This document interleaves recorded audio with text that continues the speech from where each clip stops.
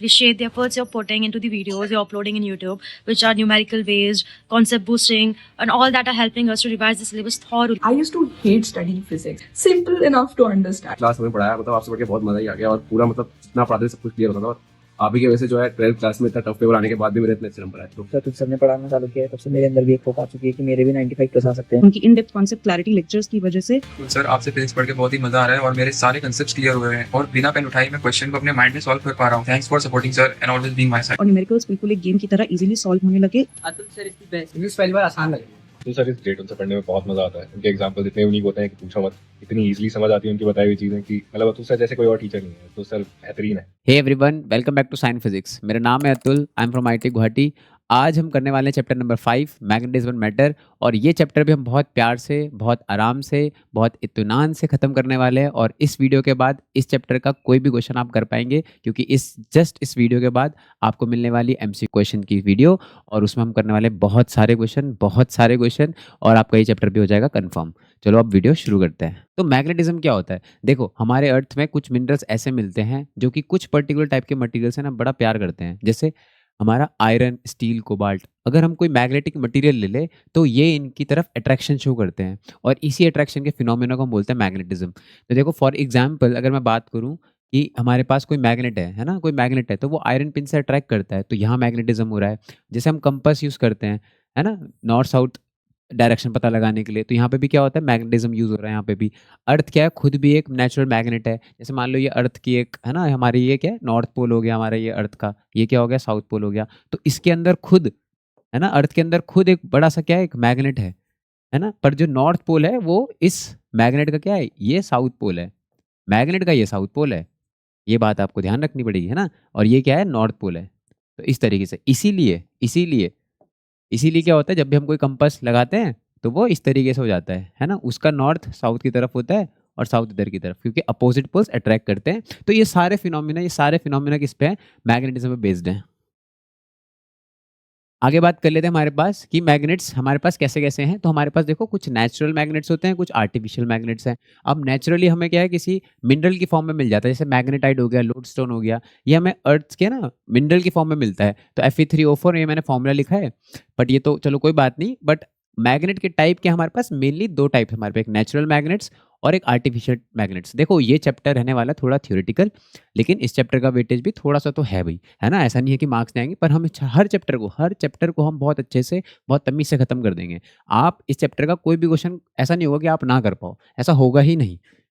चलो, एग्जाम्पल क्या है इसके, तो मैंने एग्जाम्पल बता दी नेचुरल का, मैग्नेट और लोडस्टोन। अब ये नेचुरली मिल रहे हैं, तो ये ना बड़े कमजोर से हैं, पड़े हैं बेचारे। तो इनकी जो मैग्नेटिक फील्ड होती है ना, ये बड़े कमज़ोर होते हैं। लेकिन हाँ, नेचर में पड़े हैं तो ये परमानेंट नेचर के होते हैं। तो जो नेचुरल मैग्नेट्स होते हैं वो वीक होते हैं और परमानेंट होते हैं। आर्टिफिशियल मैग्नेट्स क्या होते हैं, अब हम इन्हें भैया जानबूझ के बना रहे हैं। अब इंसानी दिमाग तो होता ही है खुराफाती, है ना। तो हम मैन-मेड मैग्नेट जो बनाते हैं वो हम कैसे बनाते हैं, डिज़ाइन ऐसा करते हैं कि वो स्ट्रॉन्ग हो, तो हम स्ट्रॉन्ग बनाते हैं ताकि हम उससे अपना कुछ काम करवा सकें, है ना। और ये कैसे भी बन सकते हैं, हम इन्हें परमानेंट भी बना सकते हैं और टेम्परेरी बना सकते हैं। अभी हम देखेंगे कि परमानेंट कैसे बना सकते हैं और टेम्परेरी कैसे बना सकते हैं। देखो, आर्टिफिशियल, सपोज पहले मैं बात कर लेता हूँ परमानेंट मैग्नेट्स की। तो परमानेंट मैग्नेट्स में क्या है, तो ये जो मैग्नेट्स होते हैं ना, परमानेंट मैग्नेट्स, ये जो मैग्नेट्स होते हैं ये मैग्नेटिज्म बहुत देर तक ले लेते हैं। मतलब एग्जांपल क्या हो गया, जैसे हमारे बार मैग्नेट जो हम मिलते हैं मार्केट में ना, बार मैग्नेट हम यूज़ करते हैं। हॉर्स-शू मैग्नेट हो गया ना, हॉर्स-शू मैग्नेट इस तरीका हो गया। हमने 4th चैप्टर भी पढ़ लिया, वहाँ पे भी हमने यूज़ किया था इसको। बार मैग्नेट हमारा ये ऐसा बार हो गया, इसमें एक पोल है नॉर्थ साउथ, यहाँ पे नॉर्थ साउथ। तो हर मैग्नेट के पास 2 पोल्स होते हैं, north south. Compass needle magnet हो गया, आपका कंपास इस तरीके से है, यहाँ पे नॉर्थ साउथ है। तो ये सारे के सारे क्या हैं, ये सारे के सारे परमानेंट मैग्नेट्स हैं। एक बार अगर ये मैग्नेट है और इनका मैग्नेटिज्म बहुत देर तक रहता है। अब लेकिन मेन बात क्या है भाई, इन परमानेंट मैग्नेट की जो स्ट्रेंथ है वो फिक्स रहती है, फिक्स, चेंज नहीं होती। और इनका मैग्नेटिज्म लूज नहीं होता इजीली। जो मैग्नेटिज्म इनके अंदर आ गया वो बहुत लंबे टाइम तक इनके पास रहता है। Okay, next is temporary magnet, जिसको हम इलेक्ट्रोमैग्नेट भी कहते हैं। अब कुछ मैग्नेट ऐसे हैं जो मैग्नेट है नहीं, पर उनसे मैग्नेट का काम करवा सकते हैं, या हम उन्हें मैग्नेट बना सकते हैं। फॉर एग्जाम्पल, क्या अगर आप किसी कॉइल में ना, किसी करंट कैरिंग वायर में ना, ऐसे यहाँ पे करंट भेज दो, याद है आपको, है ना, ऑरेस्टेड एक्सपेरिमेंट। तो यहाँ पे क्या होता था भैया, नीडल क्या करती थी, डिफ्लेक्ट करती थी। सिमिलरली अगर कोई कॉइल है, ऐसे सर्कुलर कॉइल, आप इसमें करंट भेज दो, तो करंट भेजने से क्या हो रहा है, करंट भेजने से क्या हो रहा है, इसमें मैग्नेटिक मूवमेंट आ जाता है ना। तो यहाँ पे भी इसके आसपास भी क्या आती है, मैग्नेटिक फील्ड आ जाती है। तो ये भी कैसे बिहेव करता है, मैग्नेट की तरह बिहेव करता है। मतलब इसका एक फेस नॉर्थ बन जाता है, एक फेस साउथ बन जाता है। हम इसको आगे डिस्कस करेंगे डिटेल में। लेकिन हाँ, टेम्पररी मैग्नेट हम बना सकते हैं। जैसे सोलेनॉइड हो गया, आपने सोलेनॉइड में करंट भेज दिया, वो भी क्या बन जाता है, सोलेनॉइड बन, वो भी क्या बन जाता है, मैग्नेट बन जाता है। लेकिन टेम्पररी मैग्नेट है, आप इसमें छेड़खानी कर सकते हो। भैया आप टर्न्स बढ़ा दो, है ना। आप मैग्नेटिक फील्ड का जैसे यहाँ पे फॉर्मूला था ना सोलेनॉइड की, अगर मैं बात करूँ तो आपने ये फॉर्मूला पढ़ा था, B is equal to mu naught N I.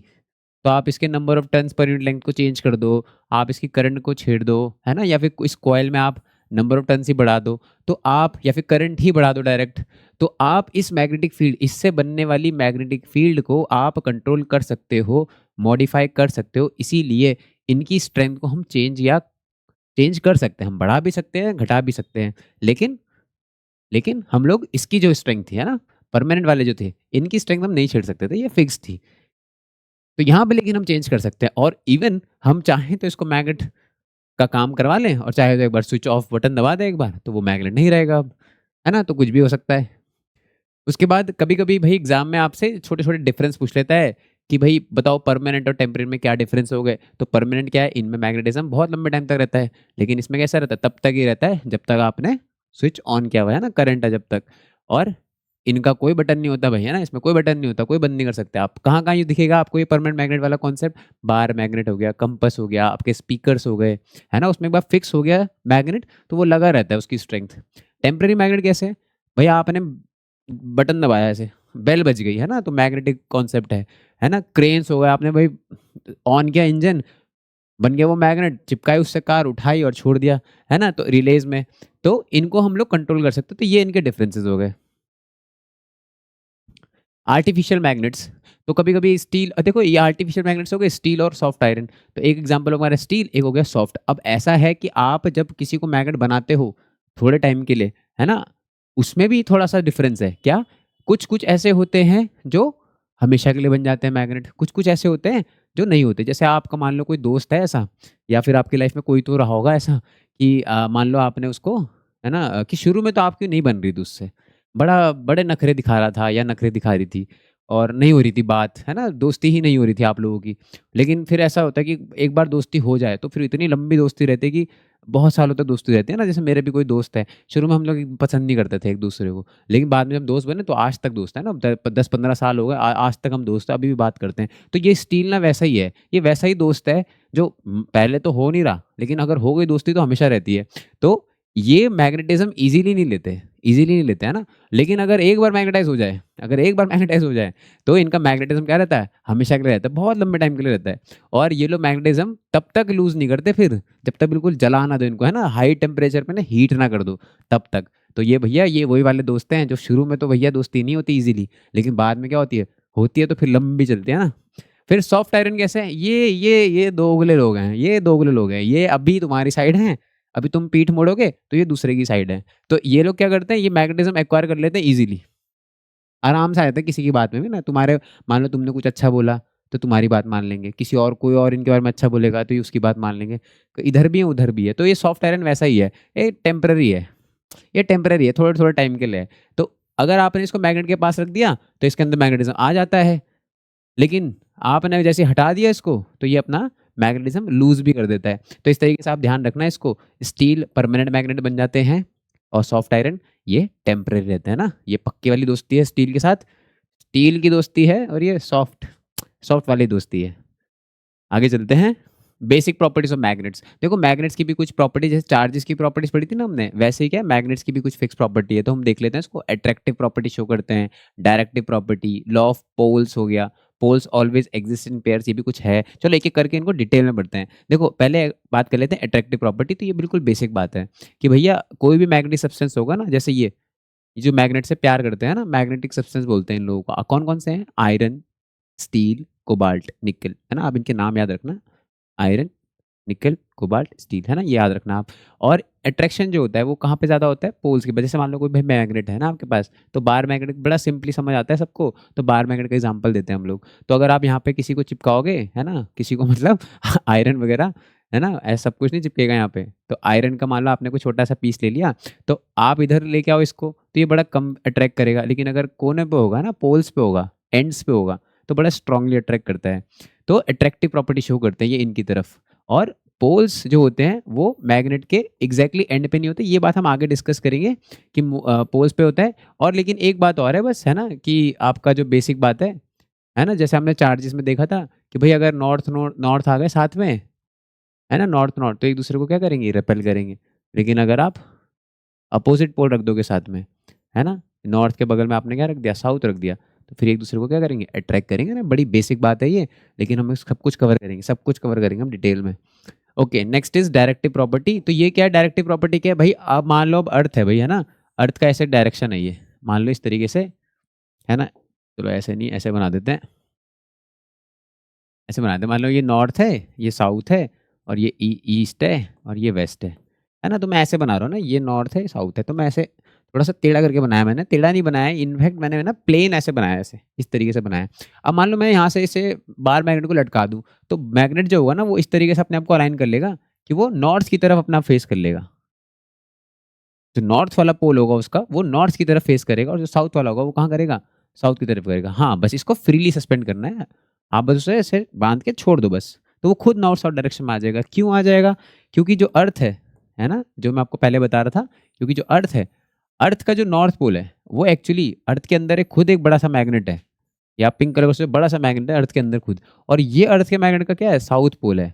तो ये नॉर्थ पोल और ये साउथ पोल, ये अट्रैक्शन है।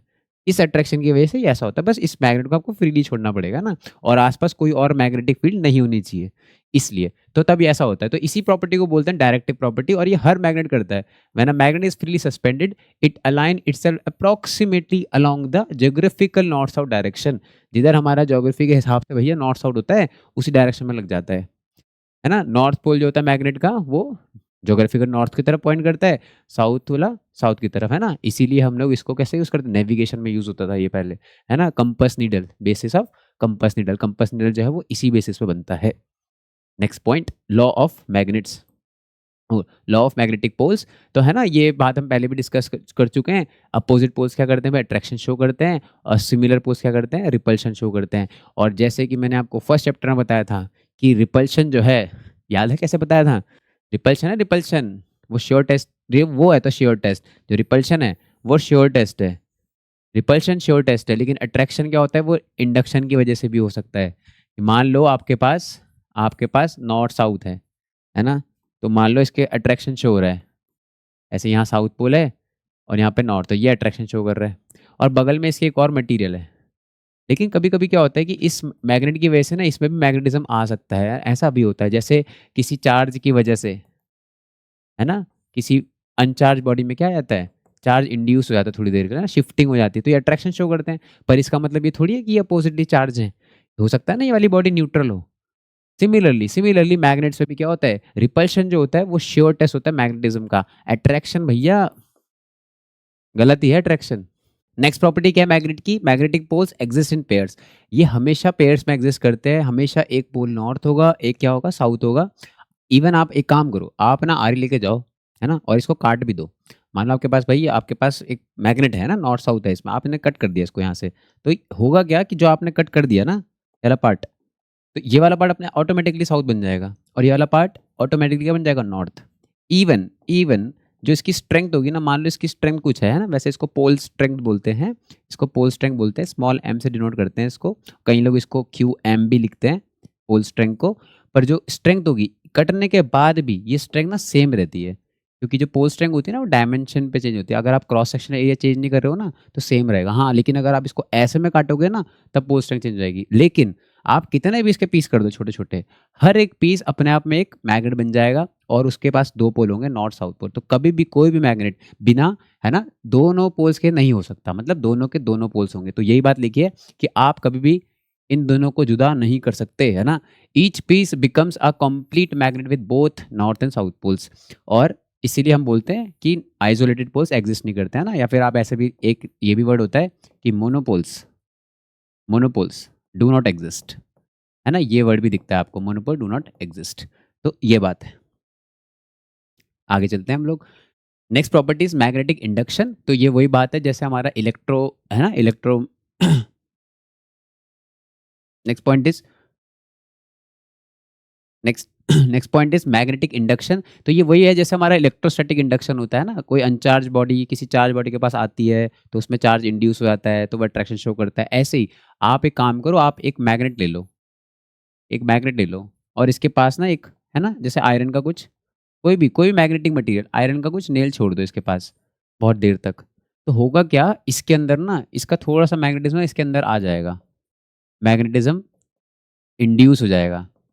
जैसे चार्ज इंड्यूस होता है ना, वैसे ही मैग्नेटिज्म भी एक प्रॉपर्टी है ना, इंड्यूस हो जाती है। और होगा कि अगर आप इसको लेके जाओगे ना किसी छोटे से है ना मैग्नेटिक मटेरियल के पास, तो ये इससे अट्रैक्शन शो करेगा ऐसे जैसे ये खुद मैग्नेट बन गया हो, तो थोड़ी देर के लिए ये मैग्नेट बन जाता है। तो इसीलिए इस फिनोमेना को हम क्या बोलते हैं, मैग्नेटिक इंडक्शन। तो वही मैंने लिखा है the phenomena in which an unmagnetised, जैसे वहाँ पे हम बोलते थे कोई न्यूट्रल बॉडी हो, है ना, न्यूट्रल कंडक्टर हो, तो यहाँ पे अनमैग्नेटाइज अगर मैग्नेटिक सब्सटेंस है, जैसे आयरन का एग्जांपल दिया मैंने, तो ये क्या बन जाता है, मैग्नेटाइज हो जाता है अगर हम इसको किसी मैग्नेट के पास ले आते हैं। तो इसी प्रोसेस को बोलते हैं मैग्नेटिक इंडक्शन। तो मैग्नेट की ये प्रॉपर्टी भी होती है कि ये दूसरे जिन पे पहले मैग्नेटिज्म नहीं है, ये उनको मैग्नेटिज्म कर देते हैं, है ना। जैसे मैं पढ़ा रहा हूँ, है ना, कई ऐसे बच्चे होंगे जो अभी तक नहीं पढ़ा होगा, जिन्होंने कुछ शुरू नहीं किया होगा, लेकिन वो पढ़ने लगे, है ना, तो मैं हो गया मैग्नेट और आप हो गए वो आयरन जो पढ़ने लगे। और अब आप बोलोगे अपने दोस्त को कि भैया मैं तो पढ़ना स्टार्ट कर दिया है, तब अब तू भी कर दे पढ़ना स्टार्ट, है ना। तो इस तरीके से आपके अंदर भी क्या हो जाएगा, इंड्यूस हो जाएगा। तो की पॉइंट्स क्या है इसके, कि इट अकर्स विदाउट रबिंग और एनी परमानेंट प्रोसेस, है ना, ये बस पास रखने से ही हो जाता है, रब वगैरह करने की जरूरत नहीं आपको। हाँ, ये प्रोसेस कैसा है, ये टेम्पररी है। इवन सॉफ्ट आयरन, अगर मैं आयरन का एग्जाम्पल लेना तो टेम्पररी है, याद रखना, सॉफ्ट आयरन है ना, दोगले लोग, टेम्पररी है। The end of iron near the north pole becomes south. और हाँ, नॉर्थ वाला जो है, जो नॉर्थ के पास होगा, है ना, तो ये अट्रैक्शन शो करेगा, तो ये वाला थोड़ी क्या बन जाएगा, साउथ बन जाएगा, दूसरा वाला क्या बन जाएगा, साउथ बन जाएगा। और अट्रैक्शन इसलिए हमेशा क्या होता है, अट्रैक्शन ही प्रोड्यूस होता है। एग्जाम्पल मैंने आपको बता दिया, आयरन नेल का एग्जाम्पल आप यहाँ से पढ़ सकते हो। और मैंने वही बात लिखी है दोबारा, रिपल्शन श्योर टेस्ट होता है, अट्रैक्शन श्योर टेस्ट नहीं होता है। What happens to pole strength after cutting a magnet. तो जैसे मान लो आपके पास ऐसे एक मैग्नेट है ना, आपने इसको, ये मैग्नेट आपके पास नॉर्थ साउथ, और आपने इसको इस तरीके से कट कर दिया, ऐसे कट कर दिया, है ना। चलो सीधा कट कर देते हैं भाई, ऐसे, है ना, ऐसे कट कर दिया ऐसे, तो ये दो मैग्नेट बन जाएंगे। तो ये मैग्नेट दो बन गए, है ना, ऐसे बन गया एक मैग्नेट, तो ये नॉर्थ बन गया, ये ऑटोमेटिकली साउथ बन जाएगा। और ये वाला क्या बन जाएगा, ये साउथ था, ये वाला क्या बन जाएगा, नॉर्थ। तो वही मैं कह रहा हूँ कि अगर आप डायमेंशन चेंज नहीं कर रहे हो, अगर मैग्नेट का क्रॉस सेक्शन एरिया चेंज नहीं कर रहे हो आप, तो अगर इसकी स्ट्रेंथ m है तो इसकी स्ट्रेंथ भी कितनी होगी, m होगी। तो स्ट्रेंथ सेम रहेगी, है ना, इसकी स्ट्रेंथ m है, दोनों की स्ट्रेंथ सेम होती है। बस नॉर्थ वाले को हम प्लस चार्ज की तरह यूज़ करते हैं और साउथ वाले को माइनस चार्ज की तरह यूज़ करते हैं। जैसे वहाँ होता है ना डाइपोल, दो पोल होते थे, एक प्लस क्यू एक माइनस क्यू, यहाँ पे भी दो पोल है, बस ये मैग्नेट के पोल्स है, तो इसको बोलते हैं प्लस वाला पोल, उसको बोलते हैं माइनस वाला पोल। तो हो गया प्लस m, वो हो गया माइनस m, तो इसकी वैल्यू भी क्या होगी, माइनस m, इसकी वैल्यू क्या होगी, प्लस m। तो पोल स्ट्रेंथ सेम रहती है। अगर आप कैसे में कट करो, आप ऐसे कट करो, तो each part of the magnet possesses same percent as the original magnet. So हर पार्ट पे अगर आप क्रॉस सेक्शन एरिया नहीं चेंज कर रहे होंगे तो पोल स्ट्रेंथ सेम रहती है, ठीक है। तो ब्रेक करने से मैग्नेट छोटा तो जाता है ना, लेकिन पोल्स नहीं अलग, है ना, आप जुदा नहीं कर सकते भाई नॉर्थ साउथ पोल को। अब है मैग्नेटिक फील्ड। तो देखो हमने इसके बारे में चर्चा की है, लेकिन हाँ, मैग्नेटिक फील्ड लाइंस की प्रॉपर्टीज हमने नहीं पढ़ी थी, तो बस डिस्कस कर लेते हैं। तो मैग्नेटिक फील्ड क्या है, जैसे इलेक्ट्रिक फील्ड क्या होती थी, इलेक्ट्रिक फील्ड एक ऐसा रीजन होता था जहाँ पे चार्ज को क्या होता था, फोर्स फील होता था। ऐसे ही मैग्नेटिक फील्ड एक ऐसा रीजन है, एक ऐसा एरिया है जहाँ पे मैग्नेटिक फोर्स एक्सपीरियंस करते हैं, कौन, मैग्नेटिक मटीरियल्स। अब वो मैग्नेटिक फील्ड मैग्नेट की वजह से भी हो सकती है, जो कि हम अभी पढ़ रहे हैं। और पिछले चैप्टर में हमने क्या पढ़ा था, करंट कैरिंग कंडक्टर के पास भी क्या होता है भैया, मैग्नेटिक फील्ड होती है, तो वो ये भी हो सकता है। तो इसी को बोलते हैं मैग्नेटिक फील्ड। इसकी एसआई यूनिट हम देख चुके हैं, टेस्ला। इसकी सीजीएस यूनिट होती है गॉस, और 1 टेस्ला में 10⁴ गॉस होते हैं, है ना, ये इसमें इतने गॉस होते हैं। तो ये हो गया हमारी सीजीएस यूनिट, ये हो गया हमारी इसकी एसआई यूनिट। अब प्रॉपर्टीज ऑफ फील्ड लाइंस की बात कर लेते हैं। तो जैसे हमारी इलेक्ट्रिक फील्ड लाइंस की प्रॉपर्टीज होती थी, बस कुछ हद तक वैसी प्रॉपर्टीज हैं, लेकिन थोड़ा डिफरेंस है। तो आप डिफरेंस को बड़ा ध्यान रखना। तो पहली प्रॉपर्टी क्या है, डायरेक्शन ऑफ फील्ड लाइंस। तो जैसे इलेक्ट्रिक फील्ड लाइन होती थी, आप उसमें टेंजेंट बनाते थे, आपको क्या मिल जाता था, डायरेक्शन मिल जाता था मैग्नेटिक फील्ड का, ऐसे इलेक्ट्रिक फील्ड का। तो सिमिलरली अगर आपके पास मैग्नेटिक फील्ड लाइंस है, यहाँ पे ये मैग्नेटिक फील्ड लाइंस है, और आपको पता लगाना है कि किसी पर्टिकुलर पॉइंट पे, इस पॉइंट पे मैग्नेटिक फील्ड का डायरेक्शन क्या है, तो आप यहाँ पे टेंजेंट बना दो। क्या बना दो, टेंजेंट। तो ये पता चल जाएगा आपको इसका डायरेक्शन क्या है। तो यही प्रॉपर्टी है।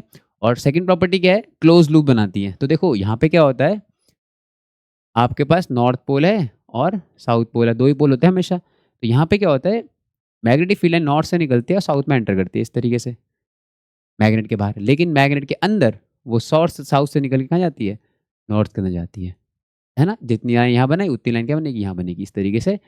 तो यहाँ पे क्लोज लूप बनता है, लेकिन electric field lines close loop नहीं बनाती, क्योंकि वो प्लस चार्ज से स्टार्ट होती थी और माइनस में जाके क्या होती है, ख़त्म होती है। तो ये बड़ा ही डिफरेंस है इसमें, है ना। इसमें क्लोज लूप बनते हैं, वहाँ पे क्लोज लूप नहीं बनते हैं। और दो मैग्नेटिक फील्ड लाइन कभी भी इंटरसेक्ट नहीं करती। क्यों नहीं करती, क्योंकि अगर आप इंटरसेक्ट करोगे तो आपको देखो दो टेंजेंट मिल जाएंगे, एक ये हो गया इसके हिसाब से, और इसके हिसाब से ये टेंजेंट हो जाएगा। तो दो डायरेक्शन तो नहीं हो सकते, है ना। इसीलिए हम लोग बोलते हैं कि दो मैग्नेटिक फील्ड लाइंस इंटरसेक्ट नहीं कर सकती। ये प्रॉपर्टी फिर से इलेक्ट्रिक फील्ड लाइन जैसी है, एग्जैक्ट। तो वही लिखा मैंने, if the field lines intersected, अगर इंटरसेक्ट करेंगी तो at the point of intersection there would be two direction of magnetic field which is not, या विच इज इम्पॉसिबल, है ना, वो इम्पॉसिबल है। Magnetic field exist inside a magnet, एक magnet के अंदर भी क्या होती है, मैग्नेटिक फील्ड होती है ना, जीरो नहीं होती भाई, है ना। Okay, the strength of magnetic field. तो देखो मैग्नेटिक फील्ड की स्ट्रेंथ कहाँ पे ज़्यादा होती है, तो जैसे हमने वहाँ पढ़ा था इलेक्ट्रिक फील्ड लाइन जहाँ पास पास होती है, वैसे ही जहाँ पे मैग्नेटिक फील्ड लाइन पास पास होंगी, मान लो इस तरीके से मैंने बनाया और ये एक पॉइंट हो गया और ये एक पॉइंट हो गया, तो देखो यहाँ पे थोड़ा स्पेस मैंने कम रखा है, यहाँ थोड़ा स्पेस मैंने ज़्यादा रखा है। तो मान लो इस पॉइंट पे B2 है, इस पॉइंट पे B2 है, इस पॉइंट पे B2 है और इस पॉइंट पे B1 है। तो कौन सा मैग्नेटिक फील्ड की स्ट्रेंथ ज़्यादा होगी, वो B1 वाले की ज़्यादा होगी। तो जहाँ पे स्पेस कम होता है, वहाँ पे मैग्नेटिक फील्ड ज़्यादा स्ट्रांग होती है। इसीलिए जब हम ड्रॉ करते हैं ना, जैसे मान लो मैं एग्जांपल देता हूँ आपको, जैसे मान लो आपके पास है ना एक बार मैग्नेट है, ऐसे ये बार मैग्नेट है नॉर्थ और साउथ, तो हम ऐसे बनाते हैं लाइंस इस तरीके से, है ना। ये बनाई हमने मैग्नेटिक फील्ड लाइंस। ये मैं देखो ये चैप्टर का ना आसान पोर्शन है, तो इसको थोड़ा सा स्पीड में करते हैं, क्योंकि इतने क्वेश्चन यहाँ से, इस वाले पोर्शन से इतने मार्क्स आते नहीं है। तो इस तरीके से निकलती है लाइंस और साउथ में एंटर करी होती है। तो लेकिन हम कुल मिला के जो देखें ना, जो रीजन है, जो मैग्नेटिक फील्ड लाइंस है, वो यहाँ पे ज़्यादा पास पास होती है, इधर ज़्यादा पास पास होती है। इसीलिए पोल्स के पास मैग्नेटिक फील्ड ज़्यादा स्ट्रांग होती है। इसलिए हम ऐसा बोलते हैं कि पोल्स के पास, है ना, जो फील्ड लाइंस होती हैं वो डेंस होती हैं, कहाँ पे, पोल्स के पास। इसीलिए मैग्नेटिक फील्ड भी वहाँ पे कैसी होती है, मैक्सिमम होती है। मैग्नेट सबसे ज़्यादा स्ट्रांग कहाँ पे होता है, पोल्स की तरफ होता है। Important points. तो अब कुछ बातें कर लेते हैं मैग्नेट के बारे में कि मैग्नेटिक पोल्स क्या होते हैं। तो मैग्नेटिक पोल्स क्या है भाई, है ना। तो मैग्नेटिक पोल्स क्या है, वो जो बार मैग्नेट है, इसके जो एंड्स हैं, ऐसे ये जो एंड्स हैं, जहाँ पे स्ट्रेंथ कैसी होती है, मैक्सिमम होती है, इनको बोलते हैं पोल्स। ये होते हैं हमारे मैग्नेट के पोल्स। ये तो बहुत स्ट्रेट फॉरवर्ड बात है भाई, पहला पॉइंट। फिर मैग्नेटिक एक्सिस क्या है, तो दोनों चार्ज को, जैसे इलेक्ट्रिक डाइपोल एक्सिस क्या होती थी, आपके पास एक डाइपोल होता था ना, प्लस क्यू माइनस क्यू, इस तरीके से। तो जो लाइन इन दोनों चार्ज को जोड़ के इन दोनों से पास होती है, इस लाइन को क्या बोलते हैं हम, डाइपोल की एक्सिस बोलते हैं, डाइपोल एक्सिस। सिमिलरली अगर आपकी कोई लाइन ऐसी हो जो कि नॉर्थ और साउथ को मिला दे, मतलब इसकी अलोंग द लेंथ, इस वाली एक्सिस को क्या बोलते हैं, इसको बोलते हैं मैग्नेटिक एक्सिस। ये हो गई हमारी मैग्नेटिक एक्सिस। फिर मैग्नेटिक इक्वेटर क्या है, तो वही जैसे हमारी इक्वेटोरियल लाइन होती थी, तो ये वाली जो लाइन होगी, ये वाली लाइन जो इसको परपेंडिकुलर बाइसेक्टर हो, ये वाली क्या होगी, ये होगी मैग्नेटिक इक्वेटर। ये वाली क्या होगी, ये होगी मैग्नेटिक एक्सिस। तो ये हो गया हमारा मैग्नेटिक इक्वेटर। अब मैग्नेटिक लेंथ क्या है, अब देखो, अब थोड़ा ध्यान से समझना, ठीक है, इसको थोड़ा सा समझ लो अच्छे से, है ना, यहाँ गलती नहीं होनी चाहिए। जैसे मान लो आपके पास कोई ऐसे बार मैग्नेट है, आपके पास ये बार मैग्नेट है और इसका दो पोल बना देता हूँ मैं, ये हो गया इसका नॉर्थ पोल और ये हो गया साउथ पोल। अब देखो होता क्या है ना एक्चुअल में, कि जो पोल्स होते हैं ना, पोल्स वो बिल्कुल एंड पे नहीं होते, ये थोड़ा सा ना अंदर होते हैं, यहाँ पे थोड़ा सा अंदर होते हैं, असली लेंथ से थोड़ा सा अंदर होते हैं और ये असली एंड से थोड़ा सा अंदर होते हैं, दोनों के दोनों ही, दोनों तरफ से सेम सेम डिस्टेंस। तो ये जो लेंथ होती है, जो इनकी एक्चुअल लेंथ होती है, जहाँ पे पोल्स हैं, पोल्स एक्चुअल में कहाँ होते हैं, वो थोड़ा सा अंदर होते हैं, तो इनके बीच की जो लेंथ होती है, इसको बोलते हैं मैग्नेटिक लेंथ, इसको बोलते हैं मैग्नेटिक लेंथ। ये हो गई मैग्नेटिक लेंथ। तो it is the distance between the poles of a magnet is called magnetic length. की point, magnetic length is slightly, अब वही magnetic length slightly less than the geometric length, लेकिन actual में जो लेंथ है ना इस बार मैग्नेट की, वो कितनी है, वो तो इस एंड से लेकर इस एंड तक होगी ना, इसको बोलते हैं ज्योमेट्रिक लेंथ। तो हमेशा ज्योमेट्रिक लेंथ जो होती है वो मैग्नेटिक लेंथ से क्या होती है, थोड़ी ज़्यादा होती है। और कितनी ज़्यादा होती है, अगर मैं मैग्नेटिक लेंथ और ज्योमेट्रिक लेंथ का रेशियो लूँ ना, लगभग किसी बार मैग्नेट के लिए, तो लगभग ये 0.84 आता है। मतलब क्या है इसका, मतलब है इसका, अगर मान लो इसकी लेंथ 100 सेंटीमीटर है ना, 100 सेंटीमीटर टोटल जो इसकी लेंथ है 100 सेंटीमीटर है, तो इसके बीच का डिस्टेंस होगा 84 सेंटीमीटर। वो कितना होगा, 84, मतलब 8 सेंटीमीटर यहाँ से अंदर है, 8 यहाँ से अंदर है, तो वो 16 सेंटीमीटर का डिफरेंस आ गया ना। इस तरीके से आप सोच सकते हो। तो ये हमारा रिलेशन इतना होता है ना, 0.84 का रेशियो होता है यहाँ पे।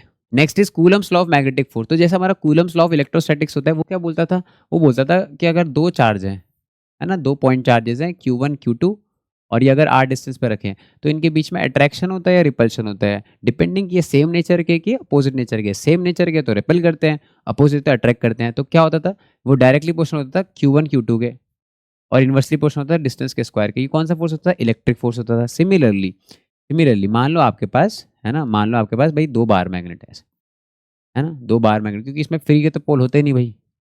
इस तरीके से मान लो ऐसे हमारे पास बार मैग्नेट है, और ये मैं मान लेता हूँ, चलो इसको दे देते हैं यहाँ पे, मान लो ये नॉर्थ पोल है इसका, ये साउथ पोल है, ये इसका, चलो नॉर्थ पोल ले लेते हैं, इधर लेते हैं साउथ पोल, है ना। दोनों मैंने एग्जैक्टली सेम टाइप के कैसे लिए हैं, बाहर मैग्नेट लिए। चलो अलग अलग स्ट्रेंथ के ले लेते हैं। मान लेते हैं इस वाले की स्ट्रेंथ है M1, तो इसके साउथ वाले की भी कितनी होगी, M1 स्ट्रेंथ होगी, दोनों की सेम होगी। लेकिन ये दूसरा मैग्नेट है, तो इसकी पोल स्ट्रेंथ कुछ और होगी, मान लेते हैं M2 है, तो इस वाले की भी क्या होगी, M2 होगी। तो हमें पता लगाना है कि ये दोनों मैग्नेट ना एक दूसरे को कितने फोर्स से अट्रैक्ट या रिपेल करेंगे, तो वो फॉर्मूला है। तो इनके बीच में जो डिस्टेंस होगा, मान लो इनके पोल्स के बीच में एक्चुअल डिस्टेंस कितना है, R है, तो ये जो फोर्स होगा इनके बीच में, मैग्नेटिक फोर्स, ये कौन सा फोर्स है, ये मैग्नेटिक फोर्स है। ये डायरेक्टली प्रोपोर्शनल होता है इनकी पोल स्ट्रिंग के प्रोडक्ट के, M1 M2, और ये डायरेक्टली प्रोपोर्शनल होता है किसके, 1/r², मतलब r² के कैसा हो जाएगा, इनवर्सली प्रोपोर्शनल। और अगर हम इसको हटाएं, तो जैसे वहाँ पे कॉन्स्टेंट आता था, क्या आता था कॉन्स्टेंट वहाँ पे, यहाँ पे आता था इलेक्ट्रिक फोर्स का कॉन्स्टेंट आता था 1/4πε0 Q1 Q2/r², है ना, जिसकी वैल्यू कितनी होती थी, 9 × 10⁹, है ना, याद होनी चाहिए आपको। उसके बाद यहाँ से जब अगर आप मैग्नेटिक फोर्स निकालोगे, तो यहाँ पे कांस्टेंट आता है, तो मैग्नेटिक वाले का कांस्टेंट क्या है, ये μ0/4π, है ना। अगर इनके बीच में मीडियम भाई वैक्यूम है, तो μ0 आएगा, नहीं तो जो मीडियम होगा उसका म्यू आ जाएगा, मीडियम और 4π M1 M2/r²। तो बिल्कुल सिमिलर एनालॉगस है, फॉर्मूला बिल्कुल सेम दिखता है। तो वही बात लिखिए, डायरेक्टली प्रोपोर्शनल होगा product of their pole strengths, और इनवर्सली प्रोपोर्शनल होगा the square of the distance between them. तो इस तरीके से हम लोग लिख सकते हैं। अगर ये सिमिलर पोल्स हैं, तो ये रिपेल कर रहे होंगे, ये क्या कर रहे होंगे, दूसरे को रिपेल कर रहे होंगे। अगर ये साउथ इधर होता, नॉर्थ इधर होता, तो ये क्या कर रहे होते, अट्रैक्ट कर रहे होते। अब बात कर लेते हैं कि मैग्नेटिक पोल, कभी कभी क्या होता है कि आपसे पूछता है मैग्नेटिक पोल की, भाई आप डेफिनेशन बताओ, डिफाइन करो। देखो ये हमारे पास फॉर्मूला है ना, FB = तो मैं यहाँ लिख देता हूँ इस फॉर्मूले को। हमारे पास ये फॉर्मूला है, मैग्नेटिक फोर्स कितना होता है, ये होता है μ0/4π M1 M2/r²। मान लो आपके पास 2 पोल्स हैं ना, M1 M2। एक काम करो, आप डिस्टेंस ले लो 1 मीटर का, कितना ले लो, उनके बीच में डिस्टेंस रख दो 1 मीटर, और इन दोनों को भी बराबर कर दो, इन दोनों को भी क्या कर दो, बराबर रख दो। दोनों बराबर पोल स्ट्रेंथ के ले लो, और दोनों को भी कितना ले लो, 1 स्ट्रेंथ का ले लो, यूनिटी का ले लो, ठीक है। और अगर ये भी 1 हो गया, ये भी 1 हो गया, तो इसकी वैल्यू कितनी होती है, इसकी वैल्यू 10⁻⁷ होती है। मतलब फोर्स की वैल्यू कितनी आ गई, 10⁻⁷। तो हम ऐसा बोल सकते हैं कि अगर आपने 2 पोल्स 1 यूनिटी वाले, है ना, 1 की स्ट्रेंथ, अभी इसकी यूनिट की बात करेंगे हम आगे, आपने इनको रख दिया 1 मीटर के डिस्टेंस पे, तो अगर इनके बीच में फोर्स, अगर इनके बीच में फोर्स अट्रैक्शन या रिपल्शन, अगर सिमिलर होंगे तो रिपल्शन हो रहा होगा, और अगर अलग अलग होंगे तो क्या हो रहा होगा, अट्रैक्शन। मान लेते हैं, अभी मैं दोनों को सिमिलर मान रहा हूँ, सिमिलर मानने के लिए कैसे दिखा सकता हूँ मैं, प्लस प्लस लिखने का मतलब हो गया मैंने नॉर्थ नॉर्थ मान लिया, तो ये एक दूसरे को क्या कर रहे होंगे, रिपेल कर रहे होंगे। तो रिपेल कर रहे होंगे, तो अगर ये रिपल्शन का फोर्स की वैल्यू 10⁻⁻7 है, तो इसका मतलब जो पोल स्ट्रेंथ है वो कितनी होगी, 1 होगी। तो वही लिखा है, a pole when placed in vacuum at a distance of 1 metre, अगर इनको हम 1 मीटर पे रख दे आइडेंटिकल पोल से ही, तो वो एक दूसरे को कितने से रिपेल करता है, वो इतने पर्टिकुलर 10⁻⁻7 फोर्स से अगर रिपेल करेगा, तो इसको बोलते हैं हम यूनिट मैग्नेटिक पोल, मतलब 1 यूनिट ऑफ मैग्नेटिक स्ट्रेंथ कितनी होती है। तो ये होगी इसकी डेफिनेशन। तो फिजिक्स में हम लोग है ना फॉर्मूला यूज करके इस तरीके से डेफिनेशन लिखते हैं, चीज़ों को 1 बना देते हैं और बोलते हैं हाँ भाई ये इसकी इतनी वैल्यू होगी तो इसको इतना बोलते हैं। फिजिक्स में ऐसे ही बोलते हैं हम डेफिनेशन, है ना। अब क्या कर सकते हैं भाई, है ना, आप भी मजबूर है, हम भी मजबूर है ना। Magnetic dipole, A magnetic dipole consists of two unlike poles of equal strength separated by small distance। अब बात कर लेते हैं, जैसे हमारा, चलो पहले हम आपको फर्स्ट चैप्टर में लेके चलते हैं ना। जैसे हमारे पास ये फर्स्ट चैप्टर में लेके चलते हैं, तो आपके पास यहाँ पे 2 चार्ज होते थे, एक होता था -q, एक होता था +q, है ना। और इनके बीच में डिस्टेंस लेते थे, कुछ कितना लेते थे, 2a डिस्टेंस लेते थे। तो हम यहाँ बोलते थे भैया जो डाइपोल स्ट्रेंथ होती है ना, क्या बोलते थे, इलेक्ट्रिक डाइपोल। तो वो होता था डाइपोल मोमेंट, ऐसे वो P का जो वैल्यू होता था वो कितना होता था, P की वैल्यू आती थी, कोई से भी चार्ज का मैग्नीट्यूड ले लो और उनके बीच के डिस्टेंस से मल्टीप्लाई कर दो, ये होता था डाइपोल मोमेंट। पर ये इलेक्ट्रिक डाइपोल मोमेंट हो गया, ये क्या हो गया, इलेक्ट्रिक डाइपोल मोमेंट। सिमिलरली मान लो आपके पास है ना 2 पोल्स हैं, ऐसे आपके पास ये मैग्नेट है और इसके पास 2 पोल्स है भाई, एक नॉर्थ हो गया, एक साउथ हो गया। तो इसकी पोल स्ट्रेंथ दोनों की बराबर बराबर होती है। इसको +m से दिखाते हैं, इसको -m से दिखाते हैं।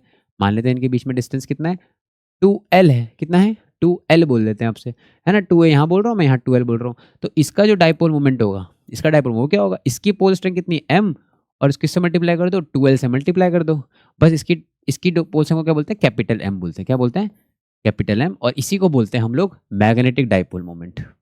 तो क्या होता है ये, इसमें डाइपोल में 2 पोल्स होते हैं इक्वल स्ट्रेंथ के, कुछ डिस्टेंस पर रखा होता है, इसको बोलते हैं मैग्नेटिक डाइपोल, और इस वैल्यू को क्या बोलते हैं, magnetic dipole moment, capital M। तो it is the product of pole strength and magnetic length 2l, ये हो गया। तो भैया देखो M की वैल्यू याद है आपको, M की वैल्यू हमने कैसे निकाली थी पिछले चैप्टर में, हमने बोला था नंबर ऑफ टर्न्स, करंट और एरिया ले लो, है ना, किसी लूप का, तो ये होता है। तो मैग्नेटिक, इसकी यूनिट क्या होती है, SI यूनिट क्या होती है मैग्नेटिक मोमेंट की, ये होती है एम्पियर और metre square, ampere metre square.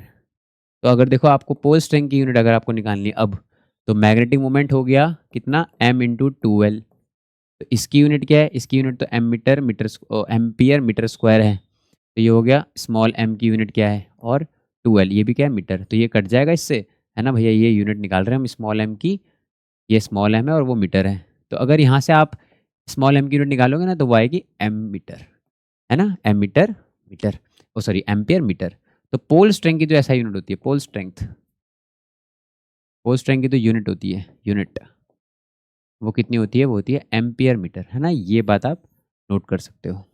और डायरेक्शन कैसा होगा इसका, साउथ से नॉर्थ। क्यों, क्योंकि डाइपोल मोमेंट का क्या होता था, -q से +q, नेगेटिव से पॉजिटिव। तो भैया मैग्नेटिक मोमेंट का डायरेक्शन भी क्या होगा, माइनस वाले को किससे दिखाते हैं, साउथ पोल से, साउथ से, प्लस वाले को किससे दिखाते हैं, नॉर्थ से। तो इसका डायरेक्शन क्या होगा, साउथ से नॉर्थ। मतलब अगर मैं आपको यहाँ पे दिखाऊं वेक्टर से, तो यहाँ पे जो मैग्नेटिक मोमेंट का डायरेक्शन होगा वो इस तरफ होगा। ये हो गया मैग्नेटिक मोमेंट का डायरेक्शन। अब बात कर लेते हैं, ये बड़ा फेमस एग्जाम में क्वेश्चन आता है बार बार, है ना, काफ़ी बार आ चुका है। तो हम इसको डिस्कस करते हैं कि आपके पास अगर एक मैग्नेट है और आप उसको कट कर रहे हो, एक बार उसको लॉन्गिट्यूडनल कट कर रहे हो और एक बार उसे ट्रांसवर्स कर रहे हो। लॉन्गिट्यूडनल कट कर रहे हो मतलब उसकी लेंथ को आप कट कर रहे हो, ट्रांसफर मतलब उसकी अलॉन्ग द लेंथ कट कर रहे हो। देखो मान लो आपके पास ऐसे है एक बार मैग्नेट, है ना, ये हो गया आपका नॉर्थ, ये हो गया साउथ, है ना, ये हो गया नॉर्थ, ये हो गया साउथ। तो पहले हम इसको काट देते हैं ट्रांसफर्स करने का मतलब क्या हो गया कि आप इसको बिल्कुल ऐसे ऐसे काट दोगे, है ना, ऐसे परपेंडिकुलरली आपने कट कर दिया। पर ऐसा कट करने से हुआ क्या, देखो भाई ये बन गया साउथ पोल और ये अलग बन गया नॉर्थ पोल। मैंने आपको क्या बताया था, अगर आप क्रॉस सेक्शन एरिया चेंज नहीं कर रहे हो, है ना, तो इसमें क्या होगा, क्रॉस सेक्शन एरिया कैसा रहेगा, सेम रहेगा। अगर आप क्रॉस सेक्शन एरिया चेंज नहीं कर रहे हो, तो ये भी m है, ये भी m है, ये भी m रहेगा, ये भी m रहेगा, चेंज नहीं होगा कुछ भी। तो पहले अगर मैं बात करूं, है ना, पहले अगर पहले मैं बात करूँ इनिशियल मैग्नेटिक मोमेंट की, तो उसकी वैल्यू क्या थी? मान लेते हैं ये 2L है भाई, कितना है? 2L है ना? ये 2L है। तो पहले ये पूरा मैग्नेट था हमारे पास, तो भाई कितना थी इसकी वैल्यू? m इंटू इनके बीच में डिस्टेंस कितना था पहले? 2L था। लेकिन कट करने के बाद, है ना, कट करने के बाद जब आपने कट कर दिया, इसको कट कर दिया, तो कट करने के बाद, है ना, इसी हाफ वाले की भी निकाल रहा हूँ, किसी एक की, है ना, मान लो इस वाले की निकाल रहा हूँ मैं, इस वाले की, या किसी भी निकाल लो, तो यह क्या आएगा? m इंटू कितना आ जाएगा? L आ जाएगा। तो देखो कितना आ गया, ये आ गया ml, और ये कितना आ रहा है? 2ml। तो जो आपका m फाइनल आया वो क्या हो गया? m इनिशियल का आधा आ रहा है। तो मैग्नेटिक मोमेंट तो आधा आ रहा है, लेकिन पोल स्ट्रेंथ सेम रहती है ना? ये बात आप ध्यान रखना। अब यहाँ आ जाते हैं, यहाँ पे कैसे कट कर रहे हैं? यहाँ पे हम कट कर रहे हैं लॉन्गिट्यूडनल, मतलब लेंथ को काट रहे हैं, अलोंग द लेंथ, जैसे उसकी लेंथ है ना। लॉन्गिट्यूडनल का मतलब क्या हो गया? जैसे उसकी लेंथ है उसी के अलोंग काट रहे हैं, मतलब इस तरीके से कट कर रहे हैं ऐसे। अब ऐसा कट करने से क्या होगा? ये मैग्नेट ना ऐसा बन जाएगा, ऐसा पतला हो जाएगा, ऐसे लेंथ उतनी रहेगी लेकिन पतले पतले दो मैग्नेट बन जाएंगे ऐसे। हाँ, लेकिन ये बात है कि ये भी अभी भी नॉर्थ है, ये साउथ है, अभी भी ये नॉर्थ है और ये कैसा है? साउथ है। लेकिन इसकी पोल स्ट्रेंथ अगर m थी, इसकी अगर m थी, पर इसकी कितनी हो जाएगी? m/2। इसकी m/2 है तो इसके साथ वाले की कितनी होगी? m/2। इसकी भी कितनी होगी? m/2। इसकी भी कितनी होगी? m/2। अब देखो, अगर आप मैं यहाँ पे m इनिशियल निकालूँ तो शुरू में कितनी थी? तो पहले तो m था, और लेंथ ले लेते हैं 2L basic, m into 2L, ये लिख दिया मैंने। और अगर आप यहाँ किसी एक की निकालोगे, तो मैं m फाइनल बोल रहा हूँ इसको, तो पोल स्ट्रेंथ कितनी होगी? m/2, और लेंथ क्योंकि आपने ऐसे में काटा है तो लेंथ अभी भी कितनी है? 2L है। दोनों की लेंथ कितनी है? 2L है। सही है ना? यहाँ पे भी हमने देखो, यहाँ पे लेंथ हमारी आधी हो गई थी, यहाँ पे हमारा m आधा हो गया, लेकिन लेंथ सेम रहा, तो यहाँ पे किससे मल्टीप्लाई करेंगे? 2L से। देखो यहाँ से फिर भी 2L कट गया, कितना है? ml। और यहाँ पे भी कितना आ रहा है? जो m फाइनल आ रहा है वो m इनिशियल का आधा आ रहा है। देखो ये है 2ml और ये क्या? ml। तो दोनों ही केस में रिजल्ट तो सेम आ रहा है फाइनल मैग्नेटिक मोमेंट का। लेकिन पोल स्ट्रिंग की अगर मैं बात करूँ, पोल स्ट्रेंथ क्या हो रही है? यहाँ पे सेम रहती है और यहाँ पे कैसी होती है? डबल। तो देखो क्या बोल रहा है, in both the cases each piece becomes a complete magnet.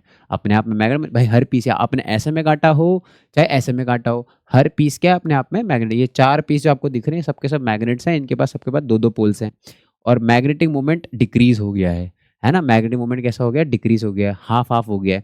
क्यों भाई? क्योंकि डायमेंशन आप चेंज कर रहे हो। डायमेंशन अगर आप चेंज करोगे, या तो पोल स्ट्रेंथ चेंज होगी या तो लेंथ चेंज होगी, है ना? इनमें से कुछ तो चेंज होगा। अगर लेंथ चेंज होगी तब भी मैग्नेटिक मोमेंट चेंज होगा, और अगर क्रॉस सेक्शनल एरिया चेंज होगा तो पोल स्ट्रेंथ चेंज होगी। तो दोनों पे ही डिपेंड करता है मैग्नेटिक मोमेंट, तो दोनों में से कुछ भी चेंज होगा तो मैग्नेटिक मोमेंट चेंज होगी। पर आंसर दोनों केस के सेम आ रहे हैं। तो सवाल कैसा आ सकता है? सवाल ऐसा आता है कई बार कि हमने एक बार ऐसे कट किया, एक बार ऐसे कट किया, बताओ जो फाइनल जो पीस बचा आपका कट के, उनके मैग्नेटिक मोमेंट्स का रेशियो कितना है? तो रेशियो कितना है भाई? 1:1, है ना? सेम है। अब देखो बात कर लेते हैं, जैसे अब तब से मैं बात कर रहा हूँ कि हमें भाई इलेक्ट्रिक वाले चैप्टर से इसको कंपेयर कर रहे हैं, तो थोड़ी एनालॉगस समझ लेते हैं, है ना? एनालॉगस मतलब सिमिलैरिटी क्या है इनके बीच में। तो वहाँ पे डाइपोल मोमेंट को हम क्या बोलते थे? पी बोलते थे, है ना? पी बोलते थे।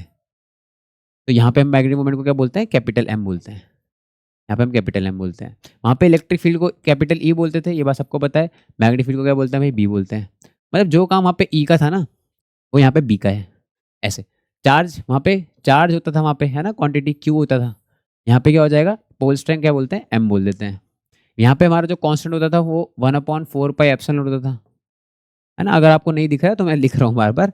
और अगर ये कांस्टेंट है ना, यहाँ पे कांस्टेंट क्या होता है? μ0/4 पाई, है ना? दोनों की वैल्यू आपको पता है।